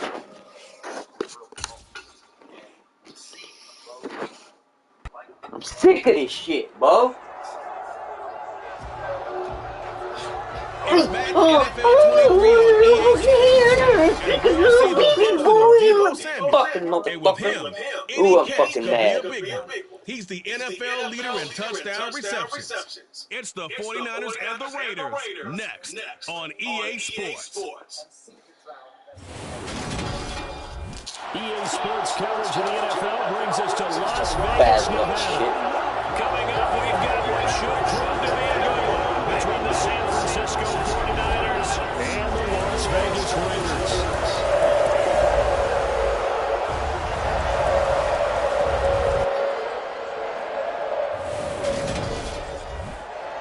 Alongside my partner, Charles Davis, I'm Brandon Gordon. And CD, you look at the Raiders in this matchup. Their run game has proven superior so far this season, but that could change this week because now they face the best defensive front in the NFL. It won't be easy for them, Charles, to let that ground game do the heavy lifting like they usually do. I think you're right about that, and I'll guarantee they have a backup plan in place.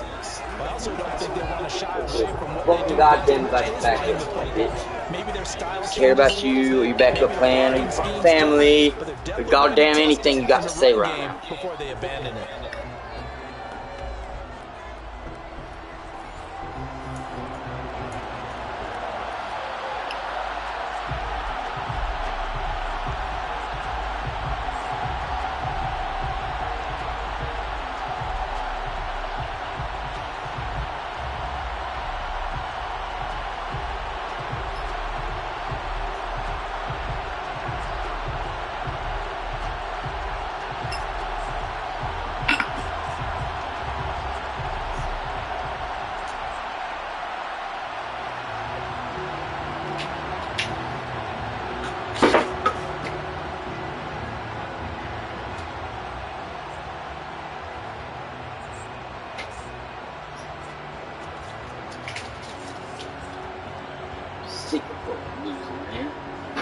Goddamn dumb game knows what the fuck it's doing, bro. Knows goddamn it.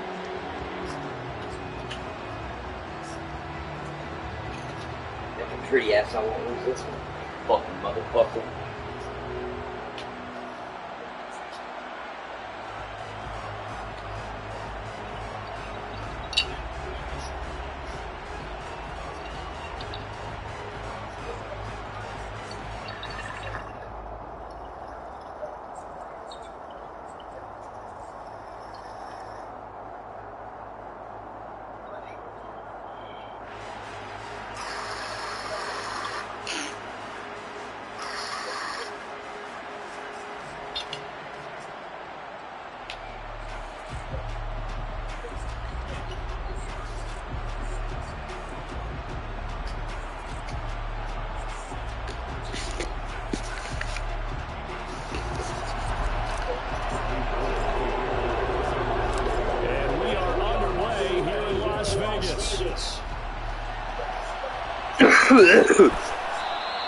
And the opening kickoff will not be returned as that will be a touchback.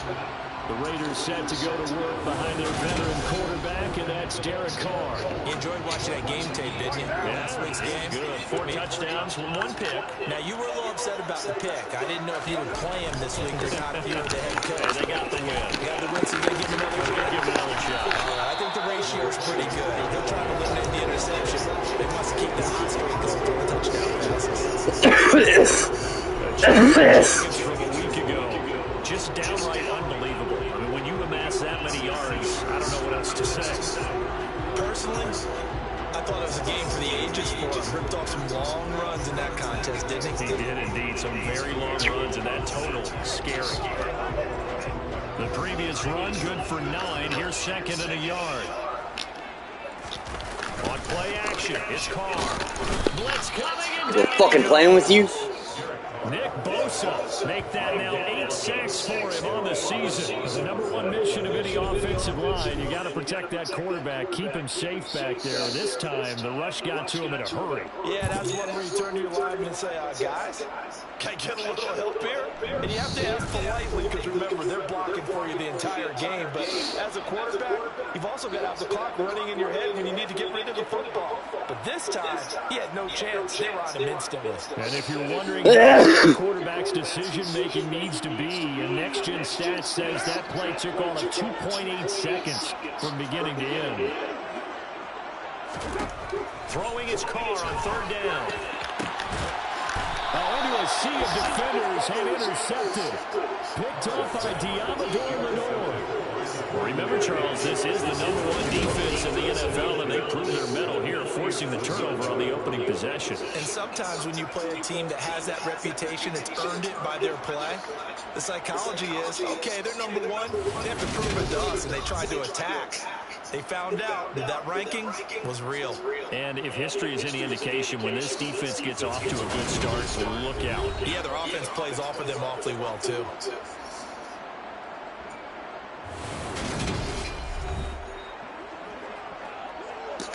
All right, let's go, Ho.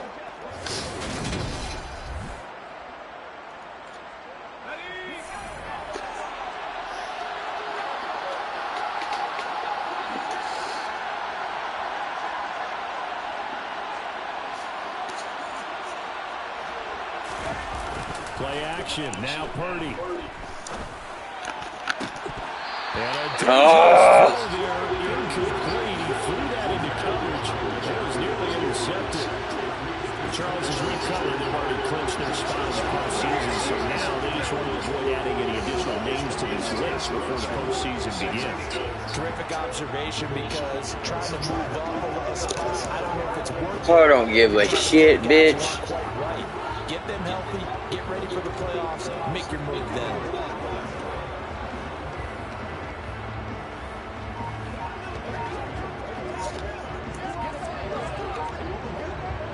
So after the incompletion on 1st, now 2nd and 10.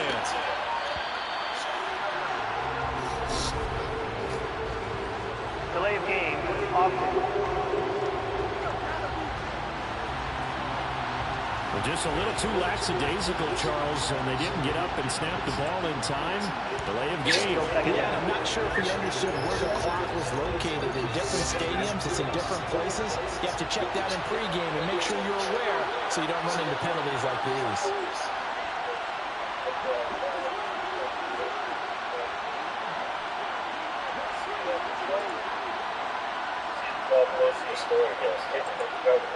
Sounds like it's a video. Yeah, there's a video of it. The cops, and then they also and just 1 yard here from the 49 to the 50. The Raiders call on a nickel set here for 3rd down. From the midfield stripe, they'll look to throw. And that is incomplete. They certainly had good starting field position on that drive, but couldn't do anything with it after 3 plays. Have to admit that that's a disappointing end to excellent field position. When that drive started, they had 6 points that they were thinking about. Only 2 punts for him last week in the loss as he gets this one away. That'll go in the books as just a 16-yard punt. And it'll be Raiders football, 1st and 10. Second drive of the game coming up for this Las Vegas offense. Remember last time out they threw the interception on their first drive. Good news, their defense backed him up, so it's still 0-0 here as they begin their second possession. Yeah, one great way to judge a defense. How do they handle what we call sudden change? When all of a sudden, it goes against their offense and have to run out the field and try and put out the fire. Give this one great kudos for getting out there and not letting them. I am on Madden now, lol.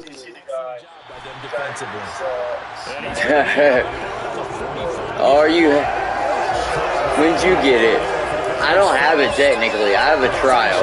Interception you threw on the opening drive. Come back and throw another strike and gain nice yardage. And I give credit to 2 people on this one. The man throwing the ball. I've lost 2 games in a row, so I ruined a 10-game season. I was doing just fine. Bought it for $15 yesterday. Yeah, it's on sale. Yeah.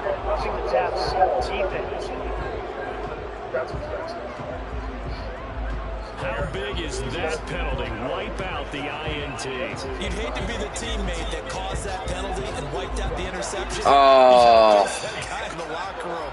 Not a lot of fun for you, and you hurt your squad. Carr going to give it to Jacobs. And he is met in his tracks behind the line of scrimmage.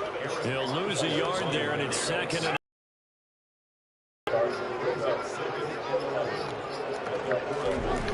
now Carr. Throwing middle, and it's complete. And he'll be taken down here just shy of the 30. You can see the time and effort and thought that they put into their passing game because it was evident right there. It looks like a simple pitch and catch, but you and I both know that they have planned for this and worked hard to make it happen.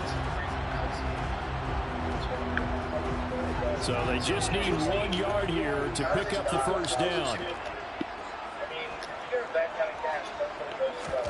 Carr to throw on 3rd and 1. And it's incomplete. Took a shot, couldn't connect.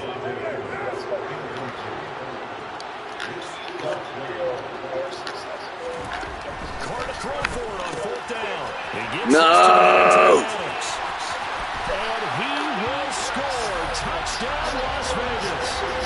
Devontae Adams with touchdown number 8 on the year. And the Raiders' decision to go for it pays off with 6 points. Extra point by Carlson, up and good. And it's now a 7-0 game. Just a 4-play drive that time. But that guy, like, just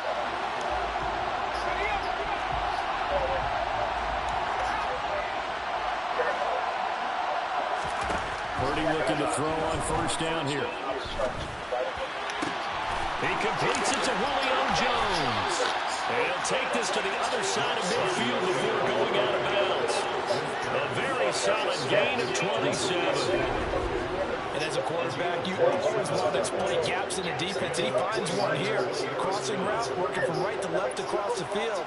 And once you get defenders going in the wrong direction, it is awfully hard for them to pivot back, and you end up getting the first down. So here's a 1st and 10 now in Raider territory at the 48-yard line.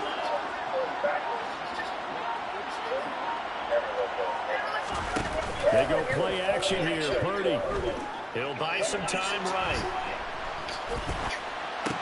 That's going to be caught by Samuel. Let's go. We're going to get this to about the 44-yard line. There are the numbers for Samuel from that game last week. 6 catches, 126 yards, and a trip to the end zone as well. Look, I know everybody wants to be number 1 in everything they do, but he's number 2 in the league in receiving yards. That's a strong number, a strong year, and they want that to continue.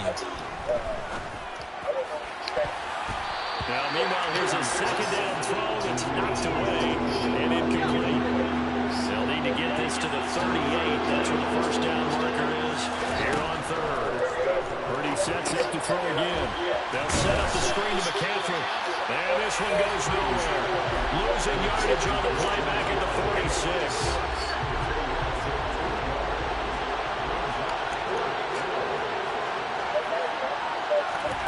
4th down try. Here's Purdy. Oh! Incomplete. The Niners go for it, but it doesn't work out. Oh, boy. They get the football back. A good starting spot for the Raiders as they come up 1st and 10 at their own 46. Throwing to start the drive, but that one incomplete. Now Carr, after the incomplete pass, brings them up 2nd and 10. Running straight ahead is Jacobs. And a gain of 4 gets him right to the midfield stripe. That 2nd down play call was not to pick up the first down. It was to accomplish what they did to get them into a manageable 3rd down because they had incompletion on 1st down, so they were behind the sticks, so to speak. They needed to make up some ground, and they did. Now throwing on 3rd down there, but he cannot connect. So on 4th down, here's A.J. Cole to punt for the Raiders. Back to return it, Christian McCaffrey. He was only asked to punt once in the victory last week as he sends this one away. And this is going to hit the goal line and continue on into the end zone for a touchback. The 49er offense set to get this drive underway. Still in the first half, but this offense has struggled. Haven't really been able to get anything going, not only in the points category, but in the yards category. We'll see if they can do better here on this drive. After 1, 7-0 on the A's.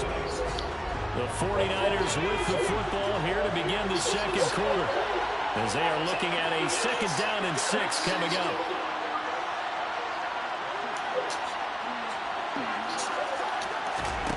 Back to throw, Purdy. Oh, come on. So second down incompletion. They'll come up now against a 3rd and 6. Purdy now to throw. Looking downfield for Jones. And that's caught inside the 35. And he'll be Let's go. down at about the 30-yard line. There's the arm strength that we saw Julio in Jones. the scouting process. And really, it's not just the arm strength there, but the placement as well. To me, that was an excellent combination of arm talent and accuracy. On first down, it's Purdy. And that is incomplete. The Niners at 12-3 now on the year. And they've lost 3 straight here. And it kind of goes without saying, I guess, but they could certainly use a win. Yeah, no doubt about that. There's a difference between a losing stretch and a losing streak. And right now, they're not playing their best football, but if they were to fall here, and now you're looking at going 4 games without a win, things can start compounding themselves pretty quickly from this point forward.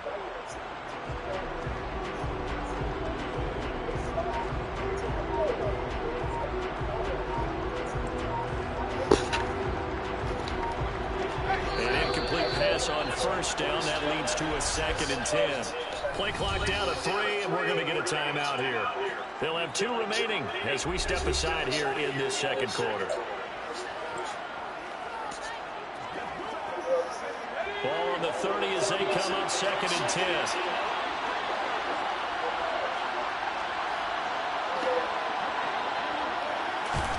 Oh, they're going to run a little pop pass here. And he'll lose yardage. Brought down at the 32.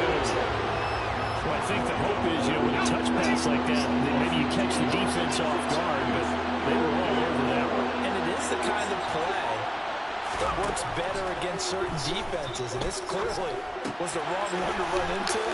Really nice job getting him down. And he will not make it to that imaginary yellow line as they get him to the ground at about the 23.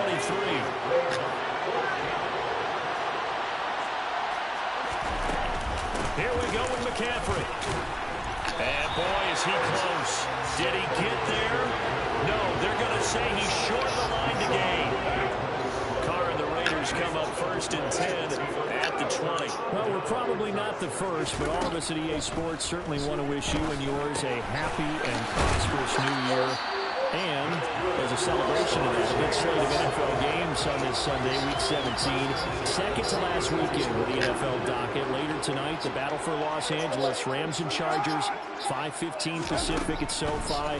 And then on Monday night, Charles and I are on to Cincinnati. Bills and Bengals, 2 cold weather teams in what will be a frigid Paul Brown Stadium.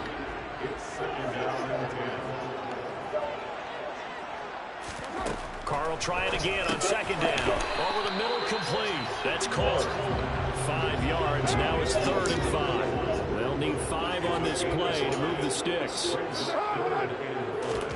Again, they'll throw with Carr. And a throw there going to be incomplete. Sometimes the game is pretty simple. Put a few extra defensive backs on. 117-82 end of 3rd quarter. I'm winning. Yeah, by a lot too. Yeah, you got that. You got that one in the bag, sir. Fielded just inside the 20. Let's go. Right at the 40. A great return there of 22 yards. And they will take over 1st and 10. Now this offense back out and set to go for their next drive. A kind of a lucky break on the prior drive, Charles. The turnover on downs that the offense had didn't come back to bite them after the other side of their defense came through, was able to hold them without any points. I would agree with you, partner. A little bit of a lucky break indeed, but you know what they'd say to us? No luck, just pure skill. We rose to the challenge, and we didn't permit a score. That's how we roll. Well, I'm kind of curious, Charles, if they might temper their aggressiveness now offensively if they get in that 4th down spot again. Yeah, one would think so, but maybe because they held it, they might go for it again. A gain there of 20 yards. 2nd and short, that's a rundown, so it's definitely a good time to go play action if you're feeling it. Yes, sir. And pick up a 1st down. Now here's a little touch pass as they tap it quickly to their receiver. And he will cross the 30 down to the 29-yard line. 2 minutes on the clock, 2nd quarter, 7-0 ball game. 2nd and 7.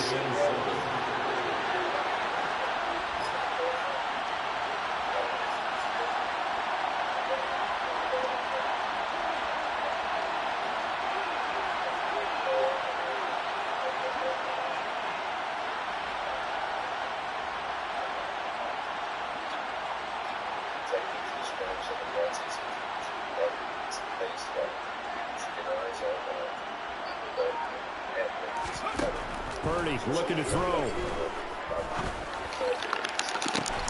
That's going to be caught.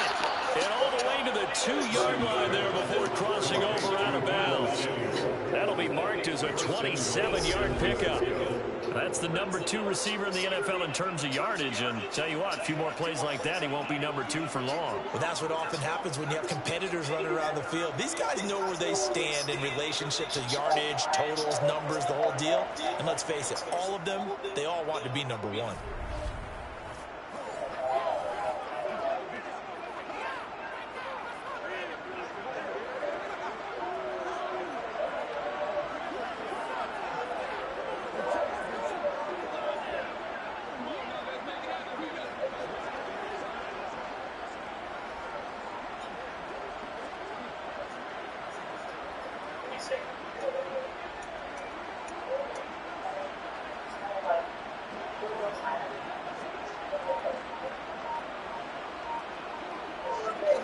A chance now to get even before the break as they come up 1st and goal.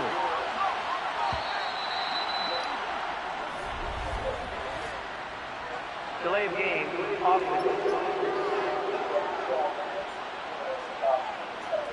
Flag comes out, and that's because the offense did not get the play off in time. And you can see the head coach, he is not happy. Everyone getting away from him right now because he's frustrated that they didn't get the touchdown. Let's go.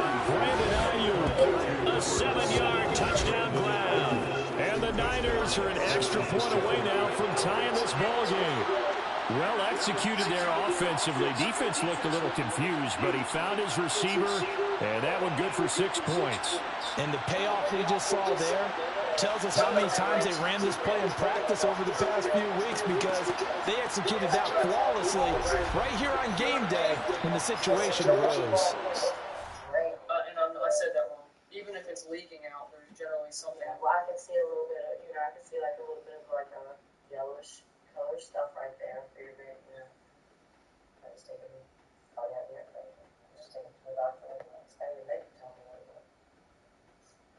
Those are just so we talked about this before, but that's when you get a baby with a head injury, and we're not saying that his head was split open, but when you have a bruise back here or anywhere on the head, like when your mama saw the stuff he had on his face when we believe there was something about pushing him down the stairs. Your mom said we got to get him to the doctor. Yeah. Like with today, she took her to the doctor to see the scrape on her back. Yeah, I won't have it. Right. So and that's just on her back. When you have something in your head, you can't wait till tomorrow. That stuff's got to come pretty quick. That's talking about that with Ruben. Go through that again. Brittany sees the bruise, and you say something to Ruben about it. Tell me what you said. I just told her again. I said, how'd that get there? Right. And then what did he say? He said, I don't know. I told you. That's what I was telling you about earlier. And I was like, didn't tell me. Yeah. Lonzie had a skull fracture and was showing signs of trauma.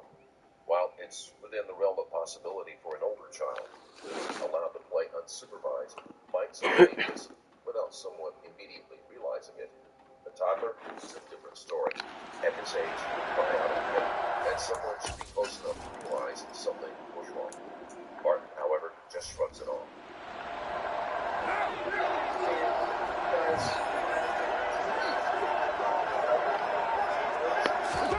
On 1st down. And that'll be incomplete. We do have a penalty flag down, however. Let's see what that's about. Colton Miller, former first-round pick, called for the penalty there. So following the hold, they're in a bit of a hole here with a 1st and 20. Now Carr. And he's taken down. zone 7. They bring the safety on the blitz, and he busts through to drop it for an 8-yard loss. These strong safeties, some people may not realize it. It's really like an extra linebacker, right? It really is, because they're hybrids. Half linebacker, half defensive back. The linebacker in him on that play emerged.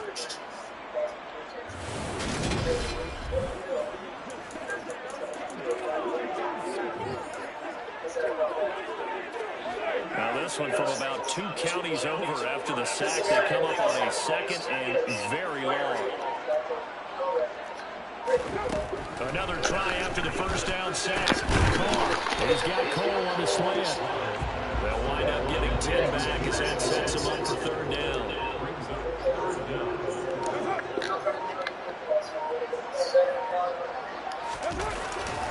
The handoff, Jacobs running to the left. And they'll indeed stop him on 3rd down. And now what do you want to do with your timeouts? Now San Francisco going to call their 2nd timeout, as it'll come with 15 seconds to play in the first half.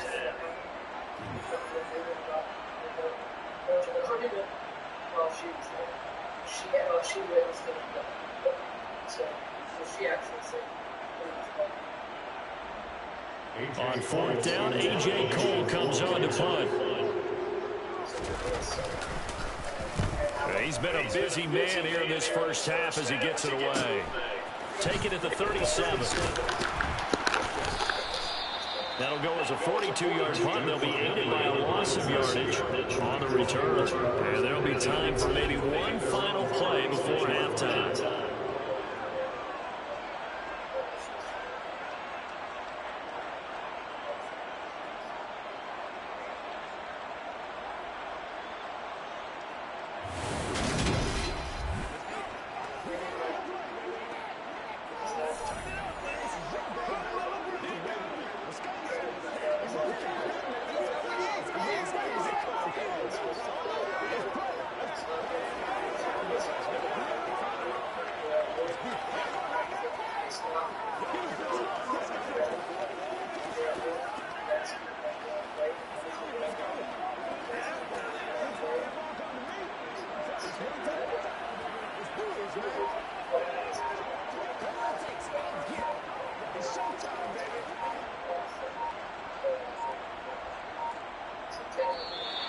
Play clock down to 0. And this is not the way to start a drive. Oops. So offense moving a little too slow there, could not get set, and they get the penalty. Still 1st down. The delay of game backs him up 5, 1st and 15. And they're just going to run it here up the middle. And he'll get this up to about the 40. So we've come upon halftime here in Week 17. As we send you to our EA studios in Orlando, here's Jonathan Coachman with our EA Sports Halftime Report. All right, Brandon, thanks very much. Happy New Year, everybody. Welcome into our EA Sports Halftime Report. It's a busy Week 17 of the regular season, so let's get right to it. We begin our coverage of 2023 up in the Pacific Northwest. The Jets making the long trip west to take on Seattle. And it's the Jets who have the lead in the second quarter. The Jets locked in a tight one, but this is a game you feel they've got to have. From there, we'll make the trek east to Atlanta to check on the Falcons at home at Mercedes-Benz Stadium. And they were losers in that one to the visiting Arizona Cardinals. Colt McCoy, a strong performance there, over 300 yards passing with 3 touchdowns in the victory. Finally, let's get up to the place they call Titletown, Green Bay, Wisconsin, to see what's happening with the Packers. And they have the lead in that one over the visiting Minnesota Vikings. Aaron Rodgers with 2 touchdown passes. We continue on with a check of the next-gen stats in that first half for the Niners. And they were able to have some success throwing the football against the secondary. Look for that to continue as they try to break this deadlock. Meanwhile, for the Raiders, they did not have quite the same amount of success in the passing game that their counterparts did, as you get a look at the numbers there. Martin is lying. Records will later prove that Ebron called the teller to get a ride. Let me backtrack for just a second. Policy policy there. If you come to work and leave for emergency for whatever reason, how do you leave? Do you just walk out the door? Not leave. That's my working company. Exactly. Okay, Coach, thanks as always. This one's still anyone's game as we welcome you back for quarter number 3. The final 2 quarters of the NFL regular season are upon us as the second half of Week 17 is underway. Take it in at the 3. The 49er offense set to go to begin quarter number 3. Well, the first half very even. I mean, really, in all facets, this ball game tied, Charles. So as we start the third quarter, curious to see what the second half brings us. Certainly am. I'm with you on that one. And we all know a lot of coaches from the NFL all the way down to the Pee Wee level. They love to spin it to their teams. Hey, we're starting a brand new, shorter ball game. It's all even. Let's go out and seize it. This is ours.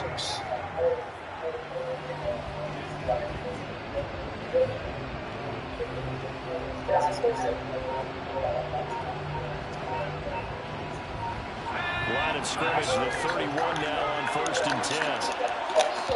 Now a whistle, and I think a penalty here for a delay. No, they're going to say timeout. They did get the timeout in time. It's just their first, so 2 remaining as they burn one here in this third quarter.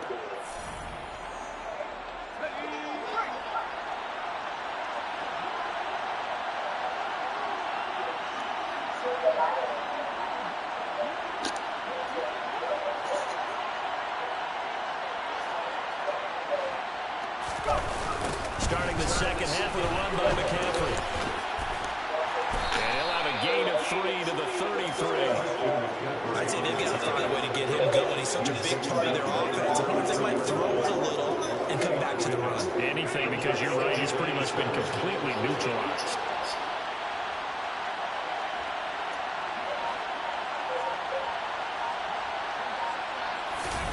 On 2nd and 7, Purdy.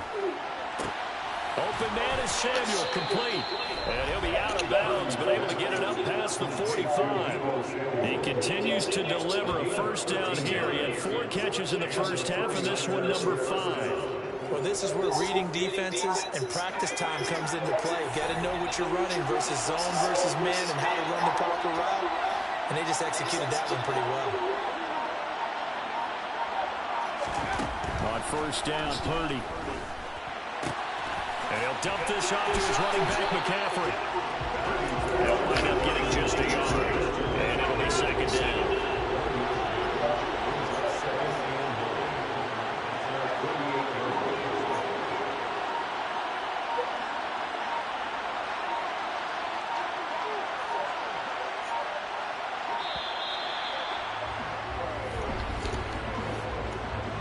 Delay of game.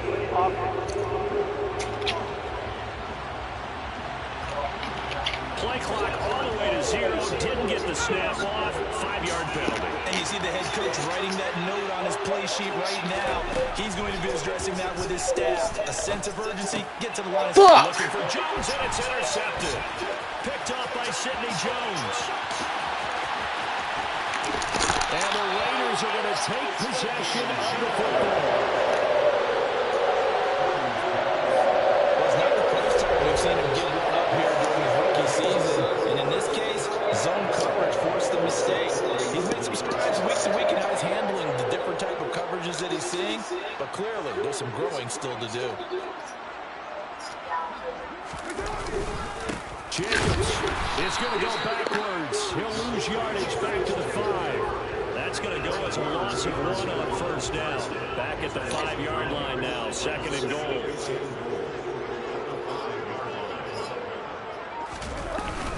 They'll try and power it home here with a fullback Johnson. And he tries to power forward, but he will not get back to the line of scrimmage. They'd really like to make the short field pay off. We'll see if they can, but this is 3rd and goal.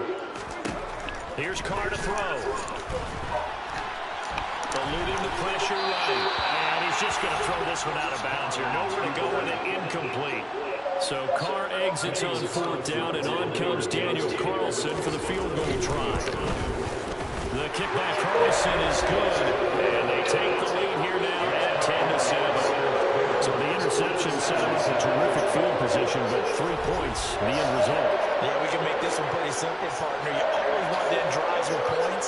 but that's one that you're going to look back on and probably say, we should have done better there. And this will be a touchback, so they'll bring it out to the 25. And now this offense comes back out onto the field. Their defense has done the job. Now it's the offense's turn as they've got it 1st and 10.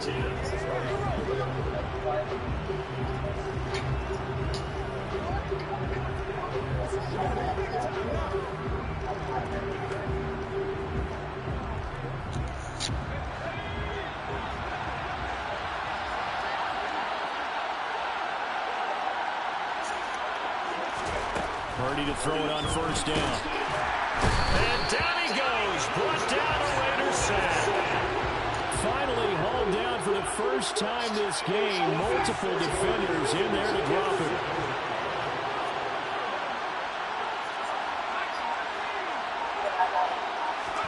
After the sack on 1st down, Purdy. He's got the hook up downfield to Samuel.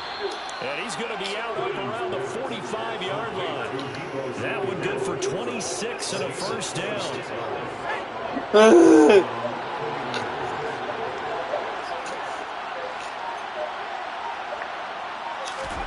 There's Purdy on 1st and 10. Looking right sideline, but it's incomplete. You get the sense that they're saying we're not playing up to what we're capable of, and we're deep enough into the game that the early jitters are long gone, that they should now have some sense of continuity and be able to make some of these plays that they have not been doing so far. And they're going to get this to about the 44-yard line. The goal for any offense versus his own defense, find the holes where guys are available and put the ball in the receiver before any defender can step up and fill it. They did it well there. Perfectly executed crossing route. Up the gut, McCaffrey. Trying to run inside, but nothing there. Officially no gain on the play, and it's 2nd down.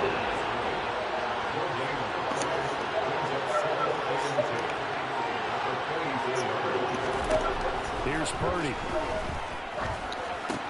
The tight end Kittle has it on the left side. And they'll get this down to the 42-yard line. 7th play of the drive, forthcoming on 3rd and 8. Now Purdy. Got a man, that's Ayuk. And they're going to mark him down short, maybe by about a yard, if that. That'll give him 8 that time. And it'll be 4th down. Back now in Las Vegas. Welcome back, everybody. It's been a very hotly contested game to this point. Just a field goal separating these two teams as we get set for the 4th quarter.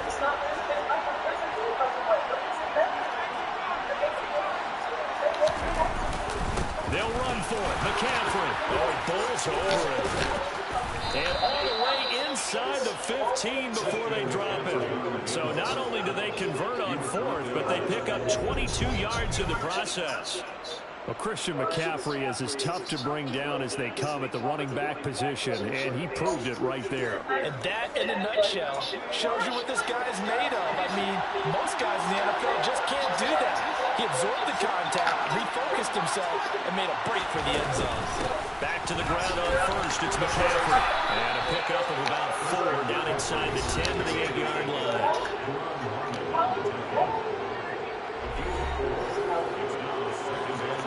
The run got 4. Now they deal with a 2nd and 6. They stay on the ground. McCaffrey again. And across the chalk into the end zone. It's a 49er touchdown. Christian McCaffrey with now 15 rushing touchdowns on the year. And the Niners have taken a 4th quarter lead.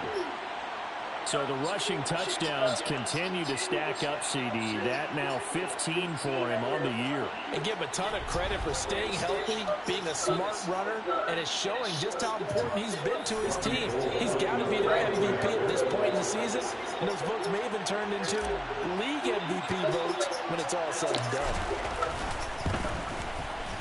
Gold able to tack on the extra point, and the lead is now 14-10. A 10-play drive that time. And the last play on the drive, the touchdown run from Christian McCaffrey. then that only means when I'm getting hit. And what kind of a coward? What kind of a fucking coward cannot just lie and say he fell down the stairs again? Okay? Lie and say which again. Lie and say he fell in the bathtub. But don't after the touchdown, it's Robbie Gould now to kick it away. The buzzards eat, the dogs pull apart, bugs get on. Is that how you And this will not be returned. It's a touchback. And they'll begin at the 25. The Raider offense heading out as we take a look at the playoff race in the AFC. And with the final fortnight of games upon us, teams jockeying for position. Some of these games really starting to take enormous importance as they always do this time of year. I like how you use fortnight. I'm impressed. Yeah, I am impressed. That means 2 weeks, if I'm not mistaken, correct? But how about exactly what you're talking about? Going down the stretch, how much importance is placed on these games? Look, everyone's talking about every game's important. When you get to this time of year, maybe that importance gets quadrupled. And that's where we are right now to see who can make their last run, their last push, and get into the playoffs. Gotta imagine the pass rush will be equally intense here on second down following the sack. It's 2nd and 18. Meanwhile, Carr's throw complete here to Waller. And able to get this across the 20 before going out of bounds. The Raiders on 3rd down. They're struggling. 0 for 6 thus far. This is going to be 3rd and 13. To throw, it's Carr. And this one is incomplete. Intended for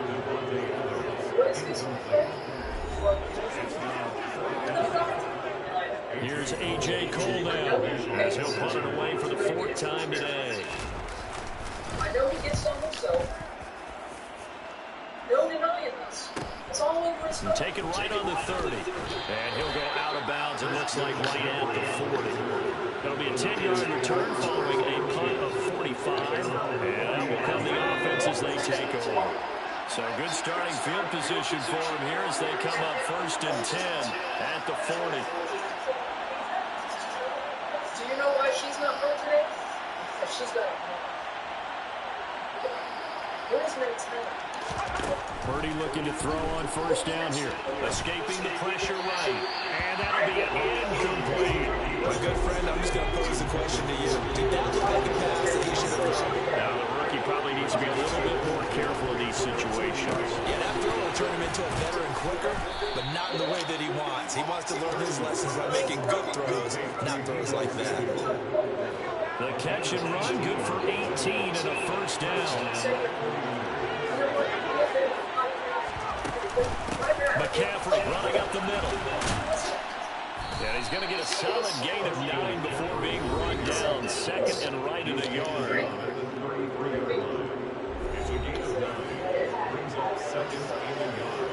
The last run got 9. That leaves him with 2nd and a yard.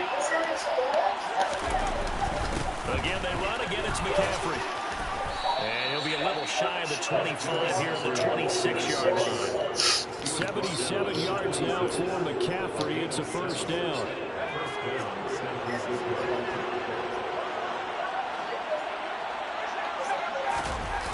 Now here comes Ayuk on the jet sweep. A little juke. A gain of 3, 2nd down. 4th quarter, down to the final 2 minutes, and we've got a 1-score game. So it's 49er football here as we get you reset. Have to imagine this will be on the ground as well as they come up 2nd and 7. A handoff left, McCaffrey. And he's going to have to protect the football and take his lumps here at this stage of the game as they stop him behind the line. Now, this is a big 3rd down, and you'd have to think we'd see a timeout right away if they can't stop him here. Throwing here, Purdy. And that will be incomplete. Oh, he left that one in a bad spot, but fortunately it's just an incompletion and not picked. Because most of the time we have these cases. What I said, they have a broken child, which is never a biological thing. It's the here's Cole. Child, and they come up with and he can't get a throw off. He's taken down. What a huge play at this point in the game. And his throw is incomplete. Back-to-back big plays defensively. First the sack, now they force the incompletion on 3rd and long. Things looking pretty good for them. And this is where they have to be careful because they've got the momentum going their way. They will be really amped up to get to the quarterback. Look out. Draw, screen, something that can be used against them. And now the 3rd down throw incomplete as well. Partner, they've got one chance left to keep this one going. And I think for you and me, let's think along with their offensive coordinator now has to think back, cycle through every play of his contact, and remember what's worked and what hasn't. Because right here, he needs the best play of the game in order to keep this one alive. Now on 4th down here, that pass knocked away and incomplete. They had to go for it with such little time remaining. And you can just about put this one in the win column for the 49ers. Now it looks like he'll throw here. Toward the end zone. So now 2nd and 10 after the incompletion on 1st down. They'll give it up to McCaffrey. And he's brought down just outside of the 10 at the 11. Now the Raiders going to go ahead and use the 2nd of their timeouts as it comes with a minute to go in the football game. And the Raiders call on a nickel set for 3rd down.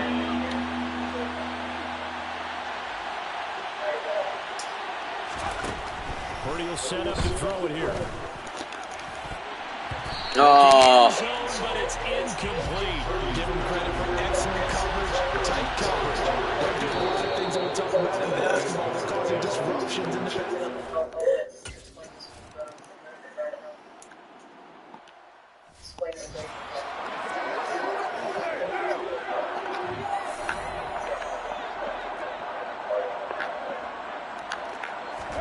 Throwing his car.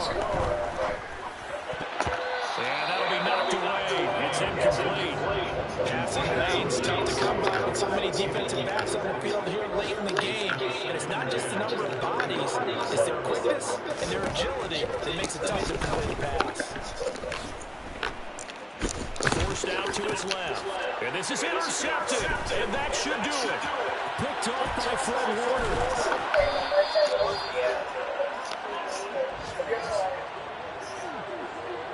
So many times we end the game and as we're recapping it, we're talking about what offenses did and how they won the game. Let's flip this one over. The defense, they frustrated the offense the entire ball game.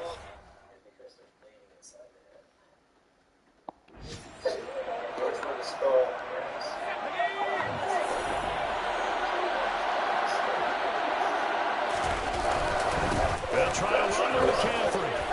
And across the goal line into the end zone. Touchdown, 49ers.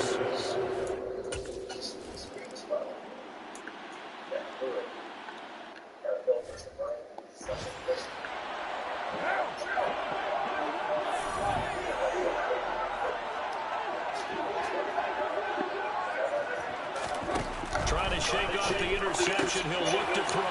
Throw right side, going to be caught by Waller. Now the Raiders going to burn their 3rd and final timeout as the clock will stop with an even 20 seconds left to go. To throw again on 2nd down. Carr. And this one taken in on the right sideline, but not in the field of play. They say it's incomplete. The throw led him a little too far. It brings up 3rd down. Now Carr. He hits Adams, complete. And with just inside the 10 seconds to go, they'll burn their final timeout. 9 seconds left. A 3-score game here late. You could probably rule out the comeback, but certainly some kind of a moral victory to be had if they can get a few more points to close things out. And to that end, a nice pass play there to push things downfield. Yeah, and we know in this league, a loss is a loss. And Jesus.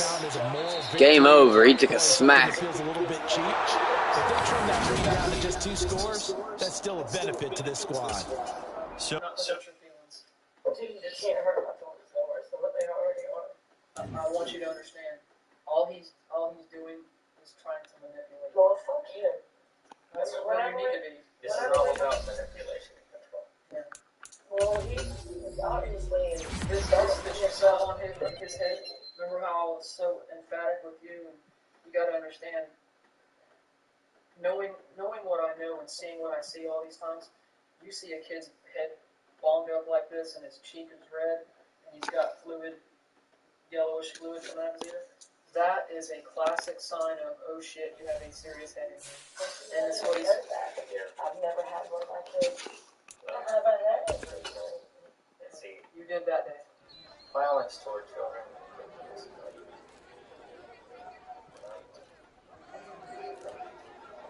Listen, we go back to the same thing. It's you or him, and it's him that came up with this elaborate plan to try to say that. And any time you confront him with something, well, I'm telling you, we saw you walk back. Yeah, I walked back, but you didn't see me run through the wood line.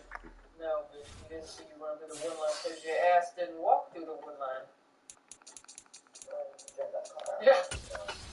He spent time trying to figure out how to cover his tracks, up to the point of staging this abduction of him, which was So the next time we play, we'll be playing the old Arizona Cardinals. This starts ahead of you. Brittany points that out to you guys. And you don't.